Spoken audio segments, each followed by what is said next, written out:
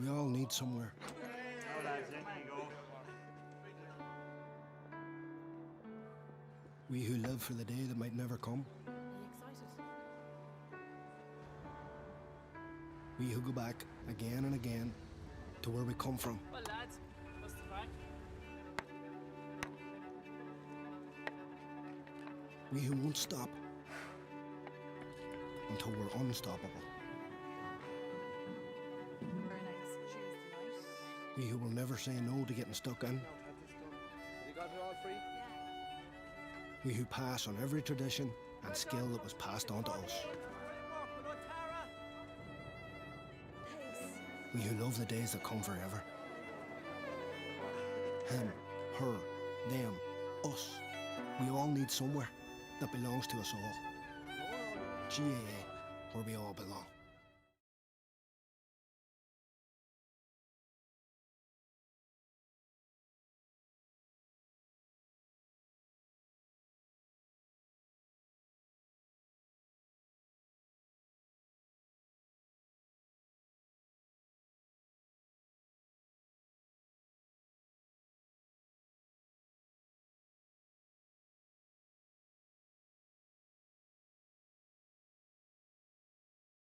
Live.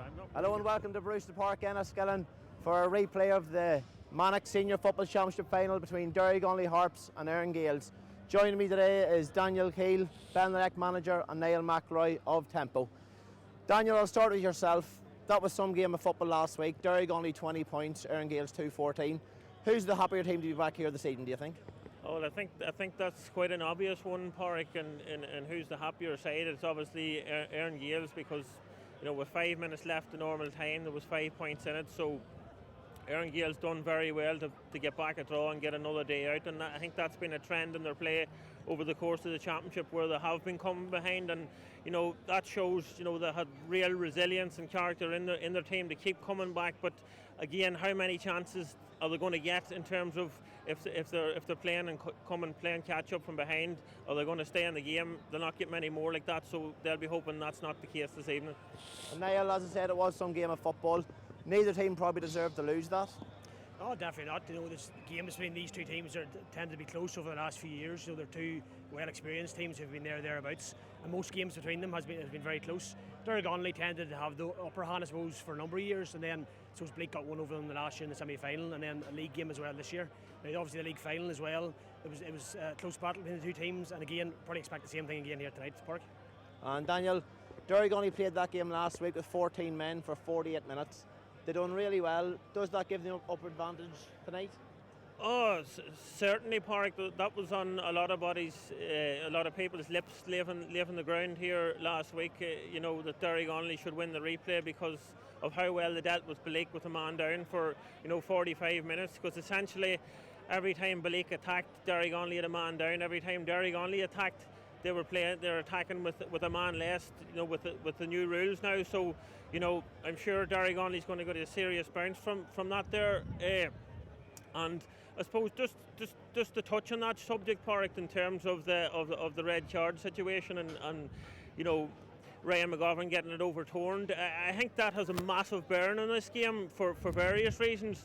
Number one, probably, Pádraig, to have Ryan available for this game for Derrygonnelly, because he was probably the best player on the pitch until he got sent off. Number two, had Belleek prepared for him, getting his red card rescinded. And number three, I was talking to Barry Monaghan after this game, and he didn't see it. It was actually James Lewis who alerted him to it. So, and James Lewis was refereeing in the game tonight. So, I suppose this has caused great debate in Fermanagh GAA circles since this red card has been rescinded, because obviously there's the video of the incident has been circling, Fermanagh GAA circles, and a lot of people's question is, how was this red card rescinded, because there was obviously a clear strike in action. So I suppose the Belleek GAA family is going to be asking a lot of questions of the Fermanagh Hearings Committee in terms of how or what on what grounds was this red card rescinded, and I suppose they've every right to ask that question as well, because it's a big call and a big let off. Let's be honest about it. Yeah, well, I suppose look, at every card can be appealed. But Niall, moving on there in Gaels, They just don't give up. Again, Erne didn't give up. Again, Derrygonnelly didn't give up. What's in Erne Gaels that keeps that going? It's a serious belief, Porrick, and experience. You know, this team's been on the go now for a good number of years. I suppose you look back to when they first came back into the scene, I suppose winning the Intermediate Championship in 2021 with a last-minute goal here against Devonish, Ryan Lyon's goal. And from that, they've just really kicked on. And I suppose belief in close matches. You know, last year's championship finals as well. You know, they always battled back. This year again, Erne, again the final as well. So there's serious belief, serious experience. That playing together for a considerable period of time at a high level. They're a very well-conditioned team. You know, Kieran Smith has been with this group for a long number of years too, so they've a really good, well-prepared team in that regard. I think that really stands to them. They're a well-conditioned team with lots of experience and lots of belief, and I think that's a great mix. And Daniel, following on Erne Gaels, I suppose my player of the championship so far from the Belleek side's Derrygonnelly. He scored an unbelievable goal here last week. How can Derrygonnelly stop him? Yeah, well, I think a player of Derrygonnelly is probably the foreign player of the championship, and he's probably the fastest ball carrier in Fermanagh at this present moment. So, you know, I always feel the best way to mark Egham is give him serious close attention from the word go. A player like that, if you stand off him and give him time to build up speed or give him room at all, it's very, very hard to stop a player of that when he's coming at you. And even, you know, to get your footwork right to deal with a player that's coming at you at that speed, the only way to stop him is nearly foul him. And obviously, if he's coming at you time and time again within the scoring zone, and you happen to be giving away fouls, and it's not great then for the opposition, I suppose. So I think Egham needs to be marked, you know, with close attention from the word go. And Niall, has probably moved on now from a 15-point game. We've seen last week Seamus Ryder coming on, Connor Burns. I'm sure you know Michael Duffy pretty well. It's now become a 20-man game. Of course it has, yeah, and you expect your subs to make an impact when they come in. You had Michael Duffy obviously came in and got his 2-pointer last week, and that probably puts his hand up to management, maybe looking for more time this week, and he'll probably get it. And you've got obviously Seamus Ryder coming in making an impact. Derrygonnelly, who've always had a very, very strong squad. You have a county panellist and Connor Burns come off the bench. You have an ex-county panellist and Eamon McHugh to come off the bench. That's brilliant talent to bring in when the game's in the mix, especially in the second half. And probably a good time to ask you, Daniel, James Lewis referee tonight. A big game for James Lewis? Yeah, it's a big game for James Lewis, and I think there's one thing about James, you know, James likes to make sure that everyone on the pitch, you know, realises and knows that he's in charge of this game, and he'll not at any stage let any player have any influences on his decision. And another thing at James, one of his traits, he'll not put up with indiscipline. He'll continuously move the ball forward if there's any back chat from decisions that he's made on the pitch. So I think the best way to deal with James, let him take charge and just get on with it and deal with the decisions he makes. And Niall, I spoke earlier about Derrygonnelly. Shane McGullion, another powerhouse in the Derrygonnelly team. Top player who needs man marked as well, probably Porrick. You know, I felt last week at times there's probably a lot of space in the ball going up the pitch, which you can't really let him get, you know, start to lead the attacks. I think Belleek probably have to sort of maybe put a man on him tonight and maybe give him closer attention. But then now Belleek have also got to have to worry about Ryan McGovern as well, because they probably, you know, after last week a man scoring 3 points in the first 10 minutes, missed the 2-pointer as well, could have had more. They're going to have to target him tonight as well. So there's two players in the Derrygonnelly half back line that probably need to be man marked. And I see they've brought in Shane Mimna in for Dan McCann, so maybe that's something to do with that possibly. And Daniel, Seamus Ryder, we've picking out certain players, another player that can come off the sub bench and cause major havoc to the Derrygonnelly team. Yeah, Shamey, you know, always seems to have a massive contribution when he comes onto the pitch. And again, last week he wasn't on the pitch a couple of minutes, and he just, you know, caressed the ball over the bar with pure calmness and skill. And you look at Shamey Ryder played county football in his time, and Shamey has bundles of football within him. And look at he always has that real level of calmness and composure when he gets on the ball. And look at he's good at his frees as well. And you know, Shamey's always good for a point or two coming on. And I'd imagine he'll have a good impact coming on today again. And before I hand it back up to Jared Tracy and Sean quickly, could I ask you just to call the game tonight, Niall? I think it's too close to call, Porrick, to be honest with you. Again, Porrick, it's going to be very close, but for some reason I see a wee bounce about Belleek here tonight. I think Belleek is going to learn from last week in terms of their slow start. They looked a wee bit laboured, they looked a wee bit tired in the first half. I think they're going to have seen that this week in their video analysis, and they're surely going to get a bounce in energy in the first half and hopefully, you know, get a foothold in the game, because never at any stage in the game last week, Porrick, did Belleek lead that game. So they're going to obviously try and change that this week, Porrick, and hopefully come out with a positive outcome. We'll hand it up to Jared Tracy and Sean quickly. Thanks very much, Porrick. Mike, and welcome up here to the gantry just above the John Veazey stand. A fine evening here in Enniskillen. The lights are on in Brewster Park, and it's the championship final replay. I'm delighted to say that I'm joined here by a man who was telling me earlier he played his first final when he was 16 years of age back in 2009 against Derrygonnelly, and went on to play in 7 finals, won 4 and lost 3. Sean, quickly, you're very welcome. I think it's your first time to commentate on a championship final, but you've done many games for Fermanagh TV. Yeah, I'm looking forward to it, Jet. Looking forward to another good game, and just happy to be here. Well, into the mix and into the chat about the game. Daniel's pretty fired up pitch side about a lot of things down there, but he makes some interesting points about I suppose Ryan McGovern coming back into the side, James Lewis, the referee, the fire that he sees in the Belleek side tonight. What's your views on how this one might go? Well, I suppose that ultimately has a bearing on the game with the rescinding of the red card. I'll not go too much into it. I think Cecil has covered a fair bit there. But with regard to James refereeing the game, I think the impact the referee has in the game now is huge, because they're not necessarily all the same. I'm not saying they're all bad or all good or indifferent, but you know, there's big decisions to be made. Couple of decisions last week. I'm sure Derrygonnelly, you go back to that equalising point, I'm sure they would have been sick going home, you know, and thinking that they probably should have won the game, playing with 14 men and played really well.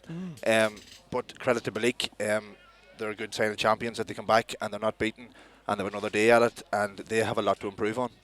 I was going to say 3rd final in 10 years that these two sides have met, but I suppose it's fair to say now it's the 4th time in 10 years. Derrygonnelly winning 2 of those, and of course the draw last weekend.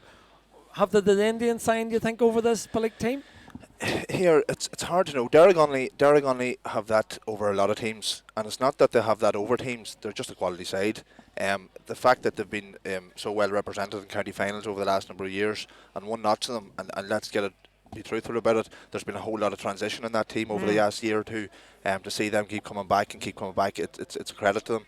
But to be fair to Belleek have got their house in order from that intermediate championship win a couple of years ago, and they've been thereabouts. They're a really exciting team with really exciting footballers, so I'm hoping for another ding dust battle here. Before we take a look at the teams, one significant matter as well on the sideline. No Declan Bonner here tonight. He is in America with his family. I think his son started out in college out there, so not involved here tonight. I know he's watching it here on Fermanagh TV, but that's a significant loss to Belleek, because he has been their mentor, their leader. He has delivered a championship for them last year. Yeah, it's a difficult one. I suppose it's one that you weren't prepared for. You know, you don't necessarily prepare for replays because you don't know, you don't want to over prepare for things like that. The fact that he's not here, personally, I don't think it should have a detrimental effect on Belleek, because they have a huge amount of experience in that team. Ryan Lyons, Brian Mullins, Shane Rooney, Barry McCann, them boys have been about a long time, and the fact that they have Seamus Ryder, who has managed them for the last 4 or 5 years before Declan came in, sitting on the bench. And don't get it wrong, I sat in the stand last week, and Seamus had a big impact on the sideline as well. He warmed up the whole first half by himself, barking orders, barking instructions. Come here, it can be seen as a flaw in Belleek, but I don't think that it should matter too much. Right, let's have a quick look at the Derrygonnelly side. We haven't been made aware of any changes on Derrygonnelly as yet. Jack Kelly, of course, in goal, scored that wonderful 2-pointer in the final last week. Full back line then of Aaron Jones, Oisin Smith and the evergreen Mickey Jones. Half back line, of course, Ryan McGovern, the man's been in the news all week. He plays number 5. The captain of the side is Shane McGullion at 6 and Ronan McHugh at 7. Middle of the field, Jarlath Flanagan and Stephen McGullion. Half forward line then, Garrett McGovern, Lee Jones and Aidan McKenna. And the full forward line of young Conal Rasley, 18 years of age, Rory Smith, just 19, and then Gary McKenna is wearing number 15, the man who scored 8 points in the final last week and picked up the Man of the Match award. As for Erne Gaels, they will line out as follows. Brian Ryder is in goals. The full back line, the man who came forward and got that last gasp goal for Erne Gaels last week is Paul Ward. He'll wear 2. Jack McCann at 3, and Lulton O'Reilly will wear number 4. The half-back line is Oisin Callum at 5. Ryan Lyons, the captain, he scored 4 points last week at 6, and Owen Johnson at 7. Michael O'McGarrigle and Brian Mullen form a dynamic midfield partnership. Then at the half-forward line, Dan McCann, we believe, is out, and he's replaced by Shane Mimna. And Tommy McCaffrey and Egon Callum, who scored that wonder goal here in the final last weekend, is at number 12. Full forward line then, Shane Rooney at 13, Ultan Callum at 14, and Barry McCann at 15. So, one change, Sean. Shane Mimna for Dan McCann. Dan McCann lit up the championship last year, just hasn't hit fire this year. Yeah, and come here, that happens. That could be a totally different role for Dan to come off the bench. Maybe there's an injury, Shane to come in as a defender, so they obviously see him as in there to do a job on someone. Maybe on Gary McKenna or Conor Rasdale. He usually plays in the full back line, so that could be an interesting one. Yeah, so as for, well, we're just taking a look here at our officials in the middle of the field, and just as we do that, we see Aoife O'Reilly, the score centre champion in Fermanagh for the last 2 years, making her way onto the pitch, and she will sing Around the Vein as we look at James Lewis from Lisnaskea, Jared McLaughlin and Oliver McShea, the 2 linesmen, and Shane Connolly, the 4th official. We pause now for our anthem.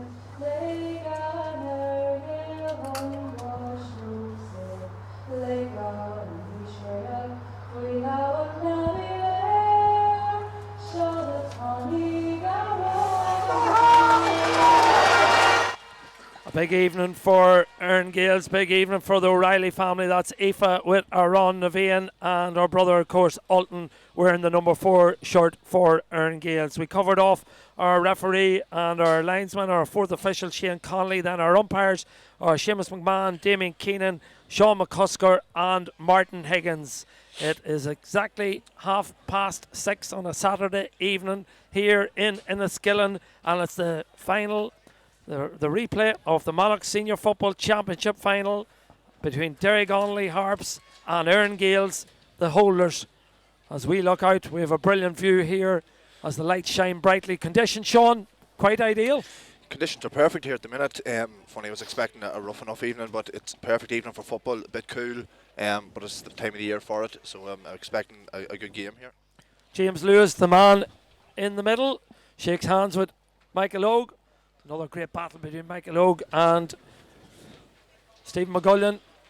Ryan Lyons comes to this side. Over the far side is Shane McGullion, I think it is.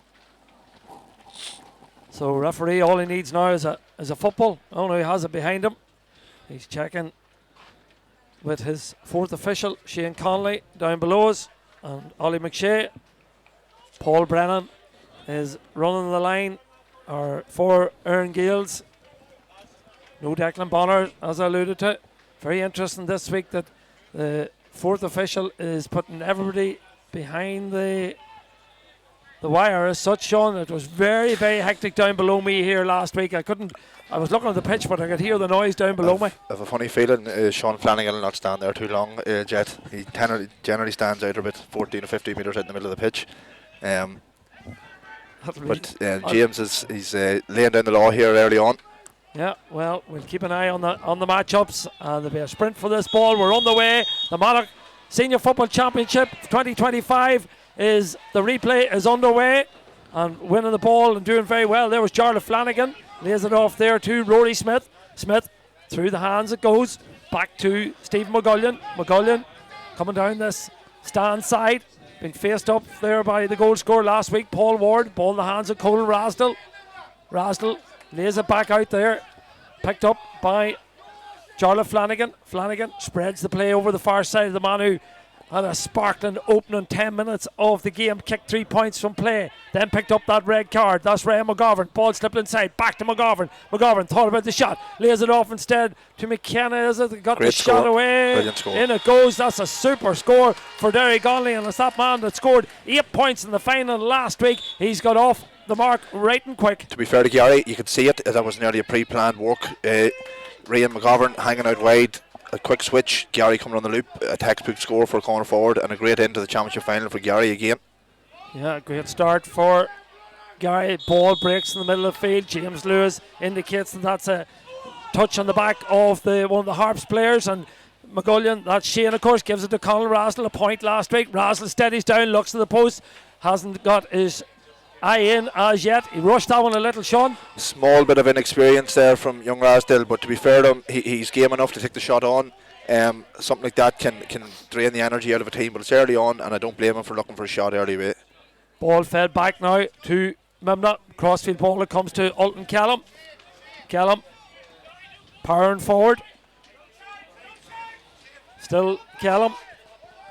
Creeps inside the 45-metre line. Has support there from Barry McCann. McCann, good interception again by Stephen McGullion. He has been one of the players of the championship. Yeah, to be fair to Mug, he has got himself into serious condition there at the minute. He's a motor house around the middle of the field, and that's the thing that people don't see is the turnovers. Fair enough, he catches great ball around the middle, but it's his work rate off it. Yeah, he's been very, very effective for Derrygonnelly Harps in this run to the championship final as the ball has slipped inside there to Shane McGullion, the captain of Derrygonnelly Harps. Lays it off there to Aidan McKenna. McKenna back to Oisín Smith, the 25-year-old marketing manager, over the far side of the field.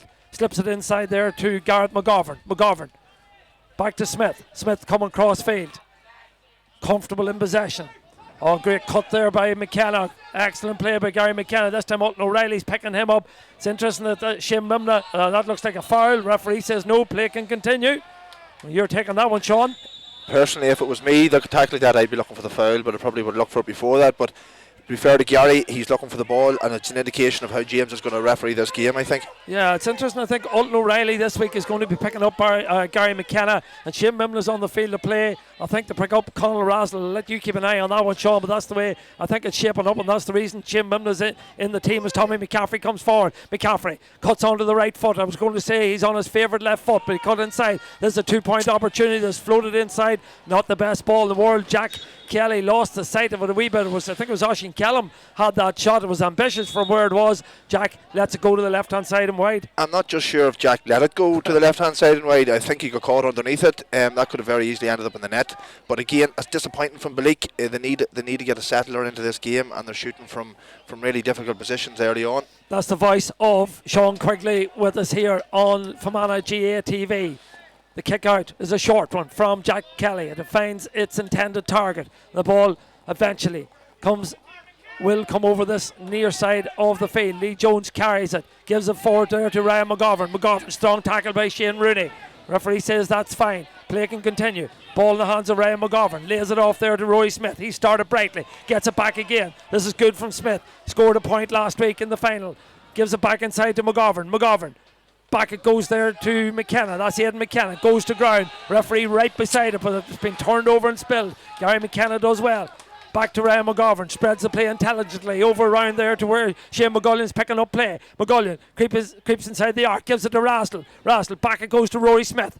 Involved in a lot of the good play so far from Derrygonnelly. Back to Shane McGullion. McGullion's shot goes in. McGullion's shot looks good. McGullion's shot slips over the bar. He scored a point last week. He's got a point this week. Another confident start by Derrygonnelly. Another really, really well worked score. Derrygonnelly's width, they're keeping the width really, really well. They're keeping an outlet on the far side of the pitch, the cinema side, and they're getting the ball across there really quickly. And they're getting their shooters and their runners over there, the likes of Shane McGullion, Ryan McGovern. They're over there waiting for that crossfield ball.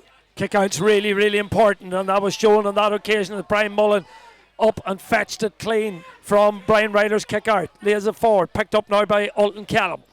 Erne Gaels, the holders, trail, 2 points, no score, but Callum, a real threat coming forward inside the big arc. Lays it back there to the man who caught the ball, that's Brian Mullen. Back to Ryan Lyons. Lyons gives it to Oisín Callum. Callum. Good play by Callum, still going. This is Oisín Callum, feeds it inside to Tommy McCaffrey. McCaffrey, was he fouled? Referee says yes, he was on that occasion. I think it's Gareth McGovern was the man who's penalised for the foul. Yeah, Tommy done well there. He got in deep. A good fist pass. It was nearly a replica of Belleek's equalising goal, or the goal before the equaliser last week, where they're getting depth in on the end line. And this is the in into the game for Barry to get him settled down and get Belleek settled, because it's a bit hectic so far. Yeah, Barry scored 2 points in the final last week. It's 16 points in total. You can make that 17. Barry's playing further up the field this week, Sean, than he did last week. Yeah, and to be fair, that's where I'd like to see Barry McCann playing. Barry McCann's a great striker of the ball. He had several opportunities last week where he could have went for a 2-pointer or even on the periphery of the scoring zone, and he didn't take it on. I'd like to see Barry getting shots away early on, because he's a damn good footballer. 32 years of age now is Barry McCann. Ball out in the middle of the field from Jack Kelly. Was that a nudge on McGullion? The referee says no. Belleek win the break ball with Ryan Lyons. And Ryan Lyons gets back quickly to his feet and gets Erne Gaels moving again with Barry McCann. McCann faced up there by Ronan McHugh. Lays it back to Tommy McCaffrey. McCaffrey slips it inside to Alton from outside the 2-point arc. That's a fine effort from Alton Callum, but it just creeps to the left hand side. And why we were right behind that one, Sean. That was a fine effort and rather unlucky. He probably, believe it or not, struck it too well. He got right behind it. But fair play to Alton. To be fair to them, they didn't take them shots on last week and probably regretted it. And to be fair, that's well within Alton's radar. He started brightly. He has, and Belleek or Erne Gaels are going to need Alton firing at all cylinders here tonight. Break ball again, this time won by Ronan McHugh. Does really well, brings it into trouble. Referee allows play to continue. Michael O'McGarrigle done really well, has turned it over. An Erne Gaels player down, creeping slowly back to his feet. That was Barry McCann, but the ball has been turned over, and storming forward over there is Jarlath Flanagan. Flanagan slips it inside. Late challenge on Flanagan. Referee allows play to continue. Gary McKenna in possession, lays it off to Lee Jones. The 31-year-old comes forward. Still Jones. McKenna in a lot of bother on the ground. Ball in the hands of Garrett McGovern. McGovern cuts inside. Strong play by McGovern. Has he a finish? He doesn't with the left foot. But the ball, a dangerous ball between McGarrigle and Mulligan, or Mullen, I should say. Good defending. Yeah. Excellent defensive play there by Erne Gaels. And Oisín Callum comes out with it to Paul Ward, to Egan Callum.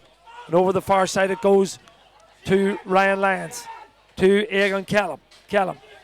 Wonder goal here last week after 7 or 8 minutes of the game.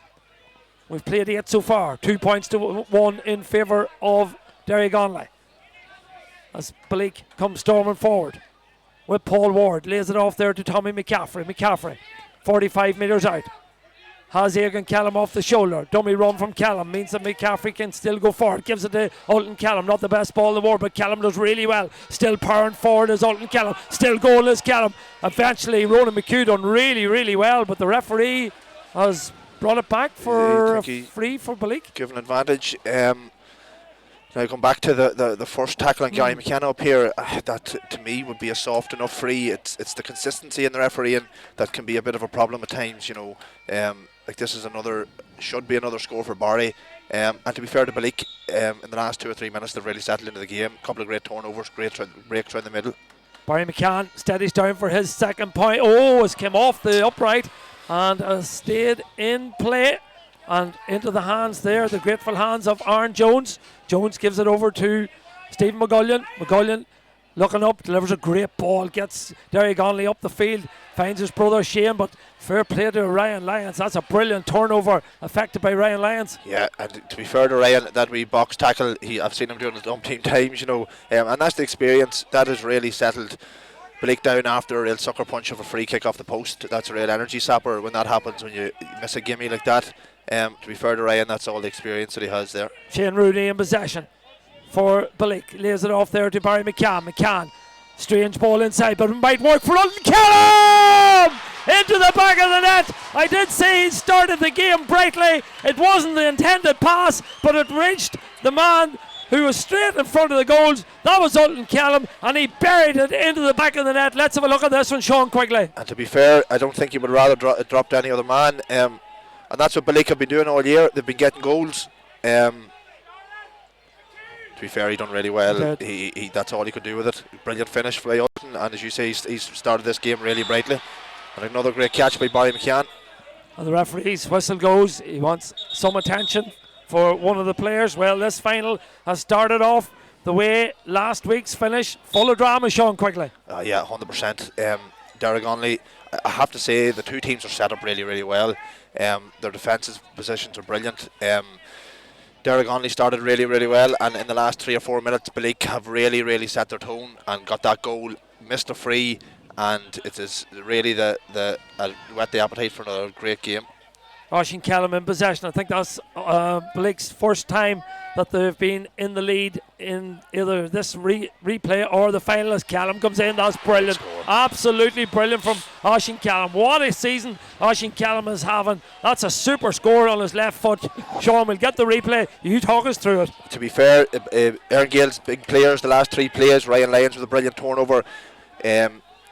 Ultimate the goal, and that's a fabulous point off his weaker foot by Oisín. But that again, that's no surprise. That's in Oisín Kellam's locker all day. He's full of running. He's a great defender. When he goes forward, he has that end product. Oh, Stephen McGullion is on the ground there, and referee allows play to continue. We follow the play with Tommy McCaffrey. It's all Belleek at this juncture. Ball goes back to Barry McCann. McCann lays it back to Ultan Kellam. Kellam has Ryan Lyons off the shoulder. Strong run from Ultan Kellam again. Lays it off there. Picked up on this occasion by Owen Johnson. Ball fed back out to the man who got the point a moment ago. That's Oisín Kellam. 1-2-2. A goal between the sides in favour of the holders, Erne Gaels. Here in this Monarch Senior Football Championship final replay. Ball back out to Oisín Kellam. Comes across field with it. Carries it. Inside the 45. Lays it back now to Tommy McCaffrey. All the Erne Gaels forwards are buzzing around, hungry for ball. Hagan Kellam, Tommy McCaffrey, Ultan Kellam, Barry McCann, Shane Rooney, all hungry for possession. Ball in the hands now of Michael O'McGarrigle. Feeds it out to the captain. That's Ryan Lyons. Lyons spreads it back to Oisín Kellam. Kellam creeps forward inside the 45. Inside the arc. Comes back out of it again. Ball fed over to Ultan Kellam. Be interesting to see who's picking up Ultan. Is it Mickey Jones? If it is, he's giving him a tired first 10 minutes of this game. Ball fed back out. Brian Mullen, the experienced Brian Mullen, 35 years of age, scored 2 points last week from play in the final. Both of them coming in the first half. To Oisín Kellam. Feeds it over now to Tommy McCaffrey, using the width here of Brewster Park. To Shane Rooney, back to McCaffrey. Not a good ball from Rooney, but McCaffrey will pick it up. Still in possession. Needs to lay it off. Does lay it off. In possession there, coming forward. It's that Jack McCann in a goal. Flips it over the bar. That's a brilliant score. Real patience. Real using the width of Brewster Park. And then it was Jack McCann, it was indeed, that came forward and popped it over the bar. The full back, you said it. The difference in Belleek this week at the start of the game, there's a real intensity, there's real energy to their play going forward. Shane Rooney, Michael O'McGarrigle, Tommy McCaffrey are making really direct runs and opening the pitch up. Like that looked like a simple score, but from where they used every inch of the pitch.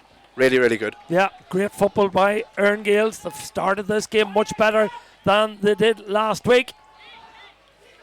So, we've played 14 minutes exactly. It's flown by. It's an exciting game. 1-3 to 2 points in favour of Erne Gaels.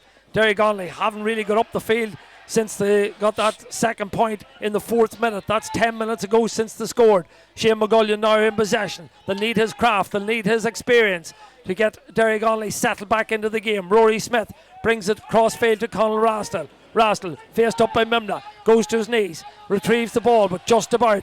Ryan McGovern under all sorts of pressure. Belleek really hungry, driving in for every ball. That was nearly a turnover by Jack McCann, the man who got a point a moment ago.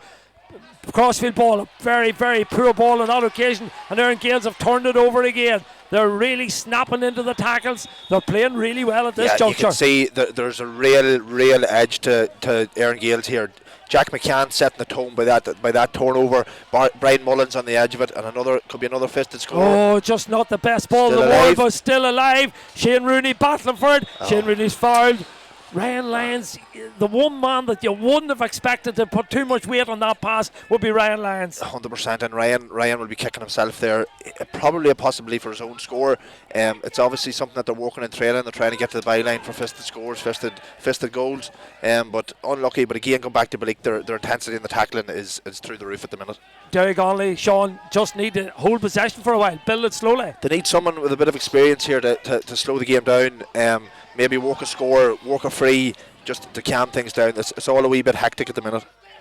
Well, Gary McKenna's a man with experience. Lays it off to Aidan McKenna. McKenna then to Jarlath Flanagan, son of the manager.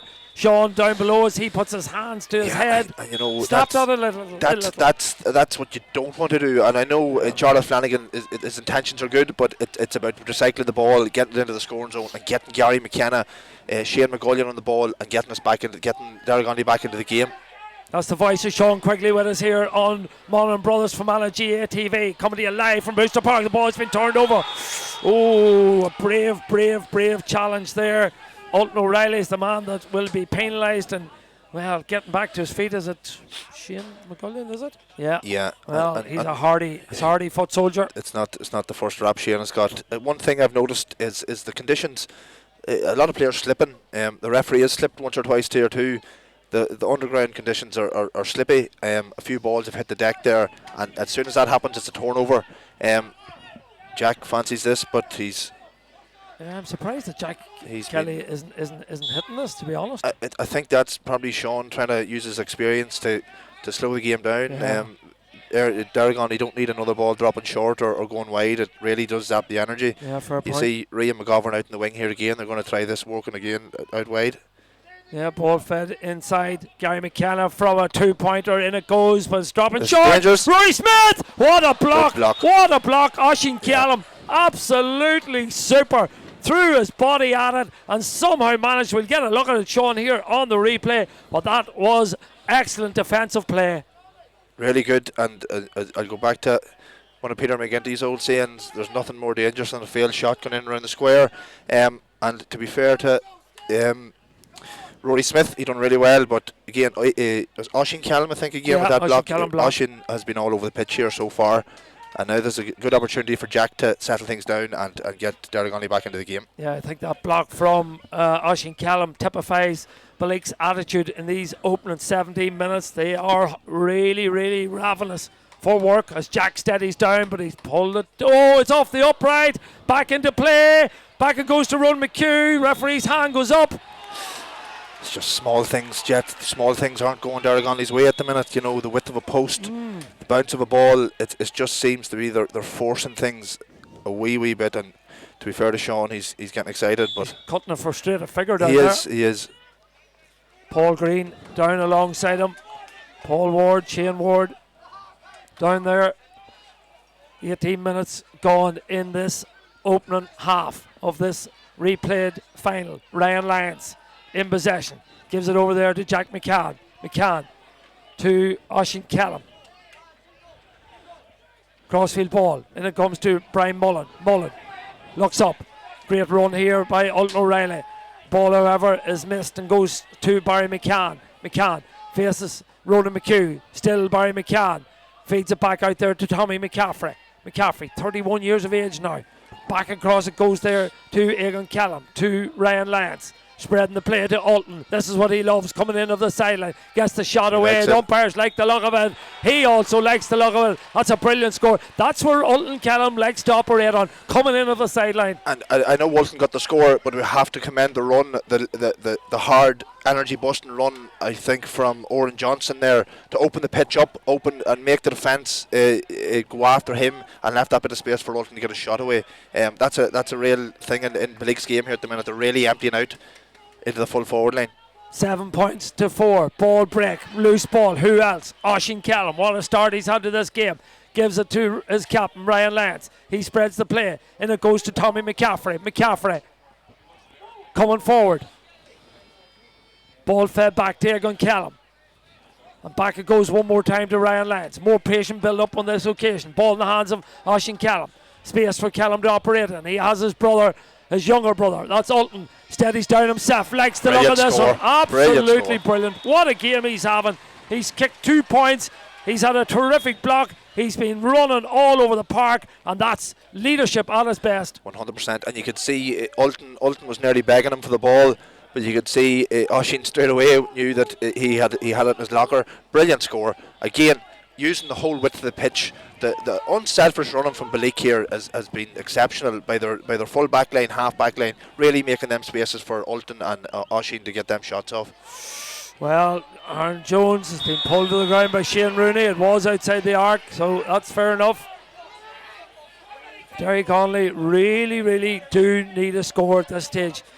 Erne Gaels have hit 1-5 without reply. They were 2-0 down after 5 minutes. They now lead 1-5 to 2 points. It's been a sparkling opening 20 minutes.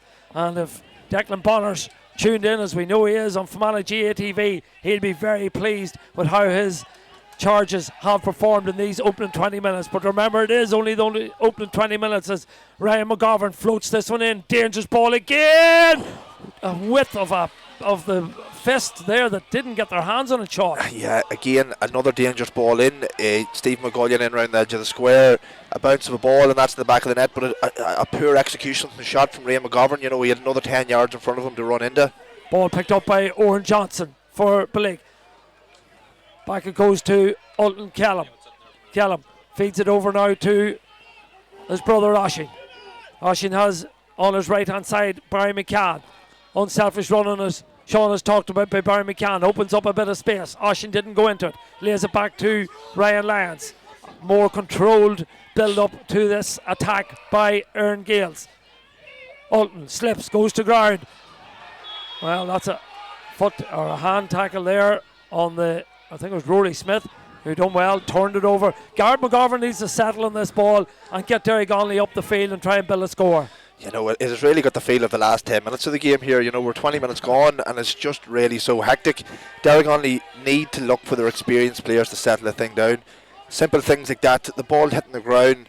You know, Gary, to be fair to him, is trying manfully to get on the ball here, but Ulton O'Reilly doing a fine job on him so far as Lee Jones. He's another man, the more experienced player to one of the least experienced. That's Conal Rasdell. Rasdell does well, holds it up, gives it back out to Gary McKenna. McKenna coming outside the 45-metre line. He has support from his captain. That is Shane McGullion. McGullion taking on Brian Mullen. McGullion still going, should have the pace if he wishes to take on Mullen. That's good play. That's leadership for you. That's captain playing a role. It is, but it's really poor by Ulton O'Reilly. Brian Mullins, I can quite rightfully, is really bad. He's still giving out to him there. He had the hard work done. Shane was going into traffic, but credit to Shane, he has went at it there, but really poor free kick to give away, and that's really gives Derrygonnelly an in back into the game and to settle themselves down. Yeah, it's interesting that young Conal Rasdell is the man, the 18-year-old student. Scored 116 in the championship to date, got a point last week. He's the lad tasked with having it, the pop of it, and as you say, good confident strike. He doesn't show any nerves, this young man. No, and here, you know, he was probably a wee bit quiet last week, but in terms of the year gone by, he has been really effective for Derrygonnelly, and something like that will give him confidence to do more in the game. First score for the men from Derrygonnelly in 19 minutes. 19 minutes they had to wait, but they've won possession and they come forward now in the shape of Jarlath Flanagan. Jarlath, 21 years of age. His father was the captain in 1995. Lee Jones in possession, feeds it forward. This is better from Derrygonnelly. Ball in the hands now of Ian McKenna. McKenna's shot looks good. McKenna's shot is good. McKenna's shot goes over the bar. 2 points in the space of a minute. Just what the doctor ordered for Derrygonnelly. Yeah, really good. Just a wee bit of composure, you know, with the pressure and the kick. Oshin Smith, again, it's a scene of the game. The full backs are really emptying out into the opposition full forward line. Oshin got the ball recycled, and to be fair to Ian McKenna, a really confident strike. Double scores here in Brewster Park. Break ball, who's going to win it? Egon Callum does really well. Gets it to Tommy McCaffrey. McCaffrey being held up by Lee Jones for that vital moment. But still McCaffrey goes the ball over the top. Hold on. Brilliant ball in down. McCann, Jack McCann. Has he been pulled back? He's given the free, has he? I think he's given a free in for outside. I'd like to see the replay of that. Well, we will get that for you. My first instinct was a penalty because Jack, to be fair to him, was bearing down in goal. I think the referee's saying that the first tug was outside. Here we go, Sean. We'll let you talk us through it. I hope I'm not wrong now. Yeah, really good break. Again, Jack, hard running. He knew that was coming. God. Well, if he's given free for the first one. Yeah, Mickey Jones tugging the arm. It was a harsh free. Yeah. I would be disappointed. I don't know. They're the big calls, and it's up to James to call them. Shane Rooney pops over the resulting free. So that puts it back out to 9-5. To be fair to Belleek, they've brought great pace to this game. They're breaking at really intense speed. Well, this is the sort of play we've seen from them last year. We haven't really seen it in the championship this season. Maybe that's a little harsh, but I covered 2 or 3 other games, and just the energy levels weren't there, Sean, but they're there tonight. They're there, and to be fair to a team that's trying to get their crown back that they had last year, it can be difficult at times because you're put on a pedestal, but they've really brought it here this evening. That's a brilliant kick from Jack Kelly. Absolutely super. Pinpoint. Look for one moment that it was going over the sideline, but Mickey Jones rose into the night sky and plugged it down and gets Derrygonnelly moving. 9 points to 4. Paul Brennan, Hughie Smith barking out Irish. Hughie using a cone. I've never seen the likes of that before, Sean. He looks like something out of police academy with that cone there. Pulling the hands of Rory Smith. Smith doing well. Son of Gary, of course. 2 young men there working together, an 18-year-old and a 19-year-old. Colin Razzle and Rory Smith coming forward now. Is Derrygonnelly with Jones. Ball slipped inside. Brilliant move! Oisin Smith! Surely into that! Oh, off the keeper. Well, I don't know, Sean. No, he's not going to give it. God. I seen the umpire going for the flag. I thought the ball had crossed the line. Well, we're going to have a look at that one as well. I think it just hit the post and get back out.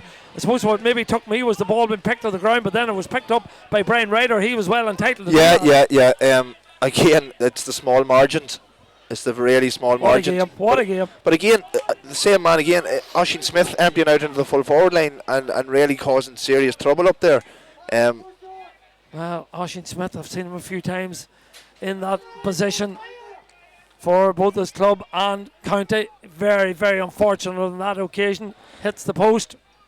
Yeah, to be fair to Oisin, he wouldn't be renowned for scoring goals, I don't think, but he still gets into the positions. Yeah, working hard this evening, as so too is that man in black there. That's Ryan Lyons. Over to a man who's, I don't know how he's keeping going in this first half.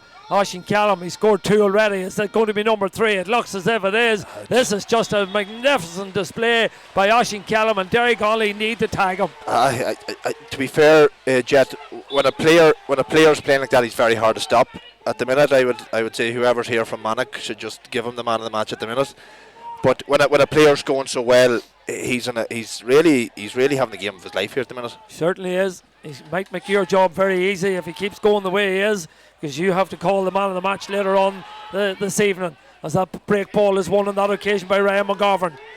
Gives it forward now, picked up there by Ronan McHugh, the man who won a McCrory in a Hogan Cup with St Michael's in 2018 and 2019. The ball in the hands of the point scorer a few moments ago. That's Aidan McKenna. McKenna, 26 years of age. Can he hit another one? That looks, it's gone to the right hand side and gone wide. 2 wides apiece. 1-7-4. We've played 28 minutes of this opening half and it's been a cracker. Yeah, it really has. It's nearly been a polar opposite of last weekend, where Derrygonnelly are snapping at shots and they're not getting into the scoring zone so well.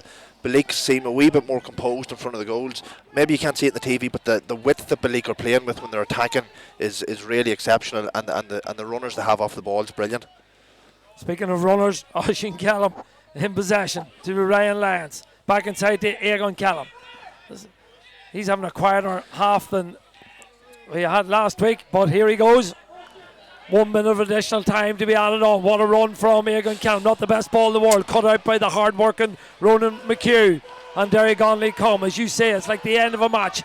Frantic stuff here, end to end. Ronan McHugh lays the ball off to Stephen McGullion. Oh, God. Well, I think he thought the referee's hand was up and that he was going to get a free, but that's not the case. And now Belleek counter. This is incredible stuff here. Really, really fast pace to this game. Tommy McCaffrey floats it down there looking for Shane Rooney. Mickey Jones on his heels, but Rooney does well. Gathers possession. Lays it back out there now to Michael O'McGarrigle. McGarrigle, the 26-year-old quantity surveyor, back to his midfield partner. That is Brian Mullen. Mullen over to Alton O'Reilly. His sister sang a rendezvous before the game. Ball fed forward. Ball in the hands now of Barry McCann. McCann cutting inside. Elects to come back out with Dalton Callum. He's hit 1-1 in the game so far. Ball in the hands of Ryan Lyons. Back to Oisin Callum. He's hit 2 magnificent points. Still in possession. Looks up. He's got Brian Mullen. He hit 2 last week. None today as yet. But he comes forward. Has Egan Callum off his shoulder. Uses Egan Callum. Callum flicks it out over the far side. Picked up on this occasion by Tommy McCaffrey. McCaffrey, crossfield, and back out it comes to Ryan Lyons. We look at the watch. We have 30 seconds left to Alton Callum. Alton might fancy a two-pointer from here. He does fancy a two-pointer. It's gone to the right and gone wide, has it? Brilliant it's strike. Gone over the bar. Brilliant strike. What a score. I thought it had gone wide. Brilliant strike. And you could see that Alton was settling back. He probably knows the time on the clock. He at times had it added on. Nearly in games now, it's seen as a free shot. What a score to get just before half time, especially when they're going so well. Turnovers again. Like that ball nearly landed in the car park. Like it another 10 yards on it. Super score from Alton Callum. What a half he's had along with his brother. That has been a brilliant half for Belleek. The lead 1-9, 12-4, 8 points in the game, Sean. What a half for Erne Gaels. After going 2 points down, they have been quite magnificent. Yeah, and Erne Gaels completely dominated that half after the first 5 or 6 minutes, and they're well worth their 8 points. You know, they've been so efficient in front of the goal. We'll be disappointed maybe with that penalty call, but their runners, their hard runners off the ball has been a joy to watch. Oisín Kelm has been exceptional. Aegon has probably been a wee bit quieter, maybe because the other boys are playing so well. I don't know. He's still been very effective. Ryan Lyons doing his job as well.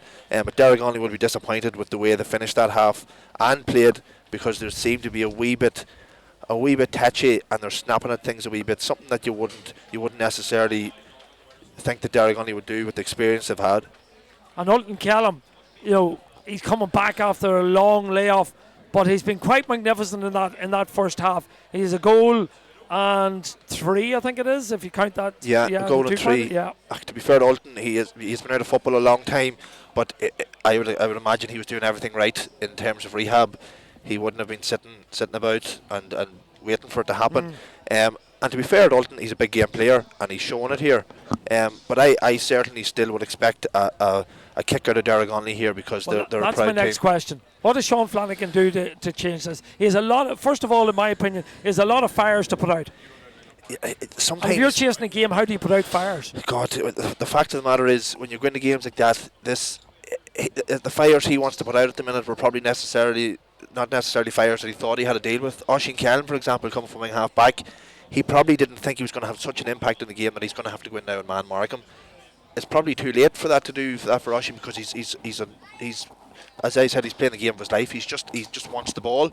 I'm looking at the bench here. There's Aidan Duffy, Michael Duffy had a big part to play last week, but it's a different game this week. They were coming into a game where they were playing great football and kicking great scores and working the ball really well. The intensity that Belleek have brought is on a different level. It's a very good, hard game to introduce anyone. Conor Burns came on last week. I thought he done really well. Eamon McHugh's on the bench as well. Conor Burns is a bit of size and he's a bit of strength. He's a direct runner. Eamon McHugh, hugely experienced. But I just don't hear. I don't see where they're going to get the kick off the bench. Like, Gary has been quiet, but it's not that they've been quiet. The Belleek have been really, really good back there. Belleek have dominated possession, Sean.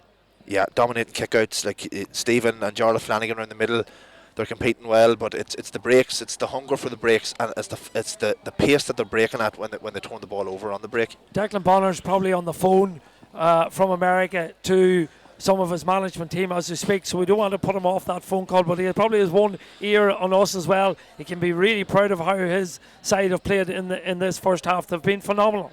To be phenomenal.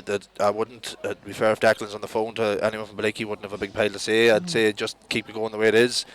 Don't change anything up, keep the intensity in it. And is that difficult to do, Sean? You know, because they've had a brilliant first half. Is it difficult now for them to reignite and play with the same purpose, desire, hunger for the second half? Well, the problem is teams will always get their purple patch. Derrygonnelly haven't had theirs yet necessarily. They're going to have a kick, and it's how they deal with that. But I'm looking at Erne Gaels' team sheet here. Ryan Lyons, Jack McCann, Brian Mullen. They have huge amounts of experience there that will deal with whatever onslaught that Derrygonnelly have. And Derrygonnelly, they haven't looked like creating a big pile.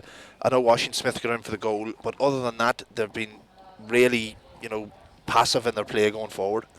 Sean, thank you for your contribution in that first half. Before I head down to Porrick and his team down pitchside, just to let you know about the coaching and player pathway workshop on Monday night, the 27th of October in St Michael's College at 7 p.m. That's this Monday night coming.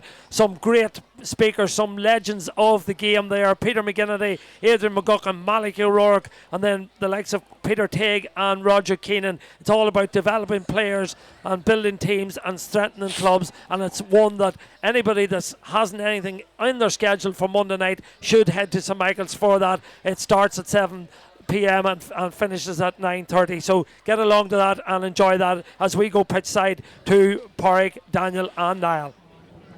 Thanks very much, Ger and Sean, for the commentary. And yes, half time. Daniel, we'll start with yourself. You maybe called it. Erne Gaels 1-9 to 4 points. And to be honest, who's seen that coming? Yeah, well, I did have a bit of an idea that Belleek was going to get a bounce at him at some stage, and especially after watching last week's game, especially in the first half where they looked tired, where they looked jaded. They knew that they were going to have to change that, and they've come out today with serious intent, even though they maybe went a point or two down. That the goal from Ulton gives them a serious lift, and I can even see it from the stands in the sub bench and the supporters, and even on the pitch, they're cheering every turnover, every time they turn Derrygonnelly over, and their intensity in the tackle and the pressure they're putting Derrygonnelly onto in the forward line, and even in round the middle for the break ball. There's a different intent of it Belleek tonight, and it's evident that they're really up for this game tonight. Yeah, and now look, Derrygonnelly started the better. Gary McKenna scored after only 49 seconds, but Erne Gaels and that goal from Ulton Kelm maybe sort of coming a bit fortuitously the way the ball fell to him, but he took it brilliantly. Yeah, look, he's been the difference between the two teams tonight. I think so. Last week's game has really brought him on. But I think the key thing today is that Belleek have got him further out the pitch where he should be. He's not really probably not an inside man. He's far better out the pitch carrying the ball, and the three Callums are carrying the ball well together, linking up together, and they're probably the difference. Look, Derrygonnelly's attack has been poor in the first half. A lot of their attacks aren't going dead. They're dropping short, they're fumbling at the last minute, and then Belleek are really attacking at pace. The pace of the first 10 minutes in particular was very, very high, and I think Belleek just on the break have been the difference. They're very, very strong in that area. Daniel, Derrygonnelly, they've a lot of work to do, 4 points to 1-9 down. What does Sean Flanagan say to them at half time, and what can they do in the second half here? Well, I suppose something that would have been going well for them all through the championship is Stephen McGullion's influence around the middle. Now, Michael Ogue's marking him tonight, and Michael Ogue's not focusing on going to catch the ball himself, but he's making sure Stephen McGullion's not catching it. So, Derrygonnelly's going to have to put more effort into the break ball tonight, because it looks that the black jerseys are hungrier for that break ball. So there's going to have to be a huge emphasis in Derrygonnelly to try and win their initial kickouts and restarts, and even maybe get a bit of joy from Belleek kickouts as well. So that number one, Porrick, I suppose, is focusing, getting more hunger, more bodies in round for the break ball, and then obviously as they go forward, I would love to see the conversion rate tonight, because it's way down from what they've been hitting again in previous games in the championship. So they'll obviously have to brush up on that and try and get more scores on the board from their attacks. And Niall, for Erne Gaels, Paul Brendan there, Tommy McCaffrey picked up a black card just in the half time whistle there. Yeah, it'll be a big miss for the opening 10 minutes, but Erne Gaels, I'm sure, just keep doing what they're doing. Yeah, well, it's going to be interesting to see can they keep this pace going, because that's, like I say, played to a very high pace in that first half. So that's going to be very interesting. I'd say they'll try and take the sting out of the play for the 10 minutes. Anytime they get the ball, probably safer slowing the whole thing down to run down the clock to get them back on again. I think Derrygonnelly is going to have to, on the opposite side of things, bring more pace to their game. I'd say they'll probably get a couple of subs in here too to get, bring it to life a wee bit here. I wouldn't rule them out. I'd never rule out an experienced team like Derrygonnelly. They had a goal chance there as well. So look, they're still into the shout here, but it's going to be a big opening 10 minutes in the second half. And Daniel, Oisín Kelm doing major damage as well, coming forward, and time on time he's doing major damage to the Derrygonnelly defence. Yeah, without a doubt, he's been excellent. Between him and Ulton, it's hard to say who's actually the best player on the pitch, but between the two of them, they're doing very, very well. And Oisín scored 3 points from play, and again a Conor Gormley S block to save an almost certain goal. Like that's unbelievable play, to be up scoring points from play and be back, blocking balls on your own 6-yard box. So I think he has to be given great credit for his performance so far. And we had talked about Egan Callum, how he can be marked before the game. It's the other two Callums that's shining a bit brighter tonight, but I do expect Egan at some stage of the game to have a major impact as well. Now you're on with Derrygonnelly making substitutes. you probably know the likes of Michael Duffy pretty well, Connor Burns. Surely they'll be on early enough in the second half, if not half time. Yeah, I see Michael's just warming up there just for half time, so I'd say he'll be in early. Aidan Duffy as well is another option, and like say Eamon McHugh as well. So I'd say they're going to use subs pretty early here. They have to do something, I think. And Daniel, I suppose, talking about Derrygonnelly subs, Seamus Ryder, he's been warming up, I suppose, the whole first half. I'm sure we're going to see him in the second half too at some stage. Yeah, I'm sure we will, but why try and fix something when there's nothing broken? I don't think Belleek will rush any subs at the minute.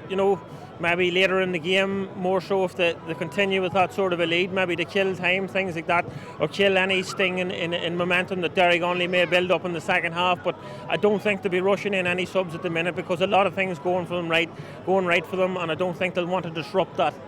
And now the opening half, it was just explosive football from the very off. It's been a good watch for the neutral, and it's even been better for the Belleek supporters. Without doubt, like I say, for neutral watching the game, very, very entertaining. Obviously, like I say, Ultan Callum's been the star of the show, and I suppose from a point of view from many people watching him, it's been great to see him in that first half back to his best. And like Daniel was saying, the whole Belleek support, everything's all really together tonight, and they're really, really up for it. But I'd say we'll see a fair enough second half in Derrygonnelly. They're not going to lay down here too easily now. And I suppose we'll just wait for the sides to come out. But lads, we'll just touch on the other teams that are doing well. Irvinstown had a super win last week against Belleek, and they'll go into the Ulster Club Championship with their tails up again. Q Collins, Daniel. Yeah, it'll be really interesting to see how they get on. I'm actually looking forward to it because I suppose in the semi-final against Rosslea, I thought it was a real cracking game overall. They looked like a real team, a team that was playing really together in Irvinstown, and look at Rosslea, were very good on the night too, which left it a really, really good game. And after that game, let's be honest, Belleek was coming into the final, done very, very well from, obviously how they performed from the start of the year. They done well to get to the final. Now, look at Irvinstown was expected to win the intermediate final, but I don't believe they got to the performance levels that they did in the semi-final. They'll probably know that themselves. And, in saying that, they won by 10 points, but they'll know they're coming up against the Cavan champions, Hollands, and look at they've operated at senior level as well, in the not so recent past. So look at they're going to have to up the performance levels in Ulster Club, but I'm looking forward to see how they get on because they've a great mix of experience and youthful energy and youthful talent, and I think they can do very well if they can get over the first hurdle. And Niall, touching as well, I suppose congratulations on the role at St Michael's. A disappointing start in the McCrory Cup last week in Abbey Vocational. Was it 1-14 to 1-5 defeat? What's the future like in St Michael's at the moment for McCrory football? Look, we're obviously going through a lean enough period at the minute, but we're obviously going to work harder to try and to develop things further. We had a tough start, like say, against Abbey the other day. The scoreline probably not fair enough reflection maybe of the game. We had lots of possession, played well at times. Just our conversion rate was very low, so that's an area we obviously have to work very hard on. We've a couple of tough games coming up as well against Castlebinny and Southwest Donegal, so we've plenty of work to do. But the boys are putting their head down. They're working very hard. They're putting a lot of commitment into playing for the team and other teams in the school as well. So we're going to work very hard to try and develop it as much as we can over the next few years. And Daniel, staying in the Ulster Club theme with yourself, maybe St Patrick's Donagh hosting St Agnes of Belfast, maybe into the unknown for both sides for sure, but any knowledge of, it's a home game for St Patrick's, thankfully. I'm sure we have to give them a chance. Yeah, without a doubt. And look at them, and some Pats have a decent team when they've every man out. I think that has been maybe their Achilles heel over recent seasons in the league structure, where they haven't got the full team out for the duration of the year. They seem to have got them all out at the right time now, and look at they done well to beat a Newtown team that was had maybe their sights set a wee bit higher than that. But I expect the Pats to do well again. The Antrim team, to be perfectly honest, because they've got a lot of good scorers within the team, good youth, and they can score goals. So I expect some Pats to give that a real go, and I expect some Pats maybe to get over the line in that one.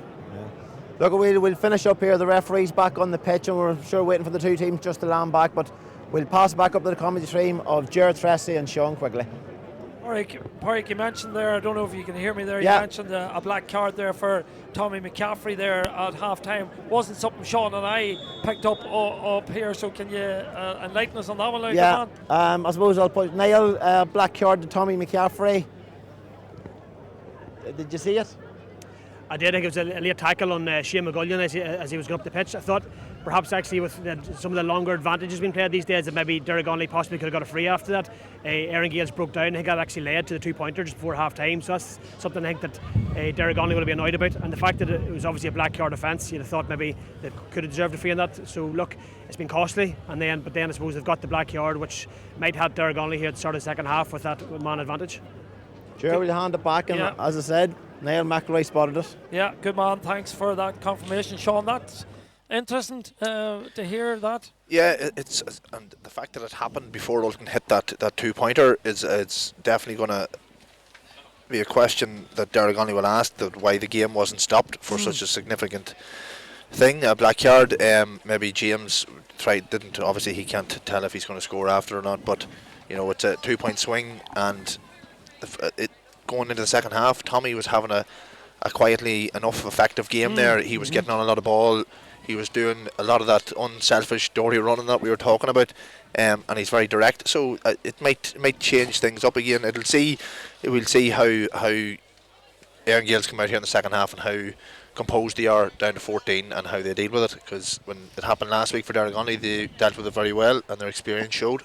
Yeah, the lads, covered off a lot of the stuff that we had talked about in a bit more detail.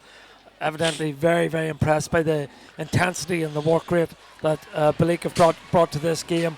That will be needed in bucket loads from Derrygonnelly in the second half if they're going to somehow claw back, what is it, an 8-point deficit?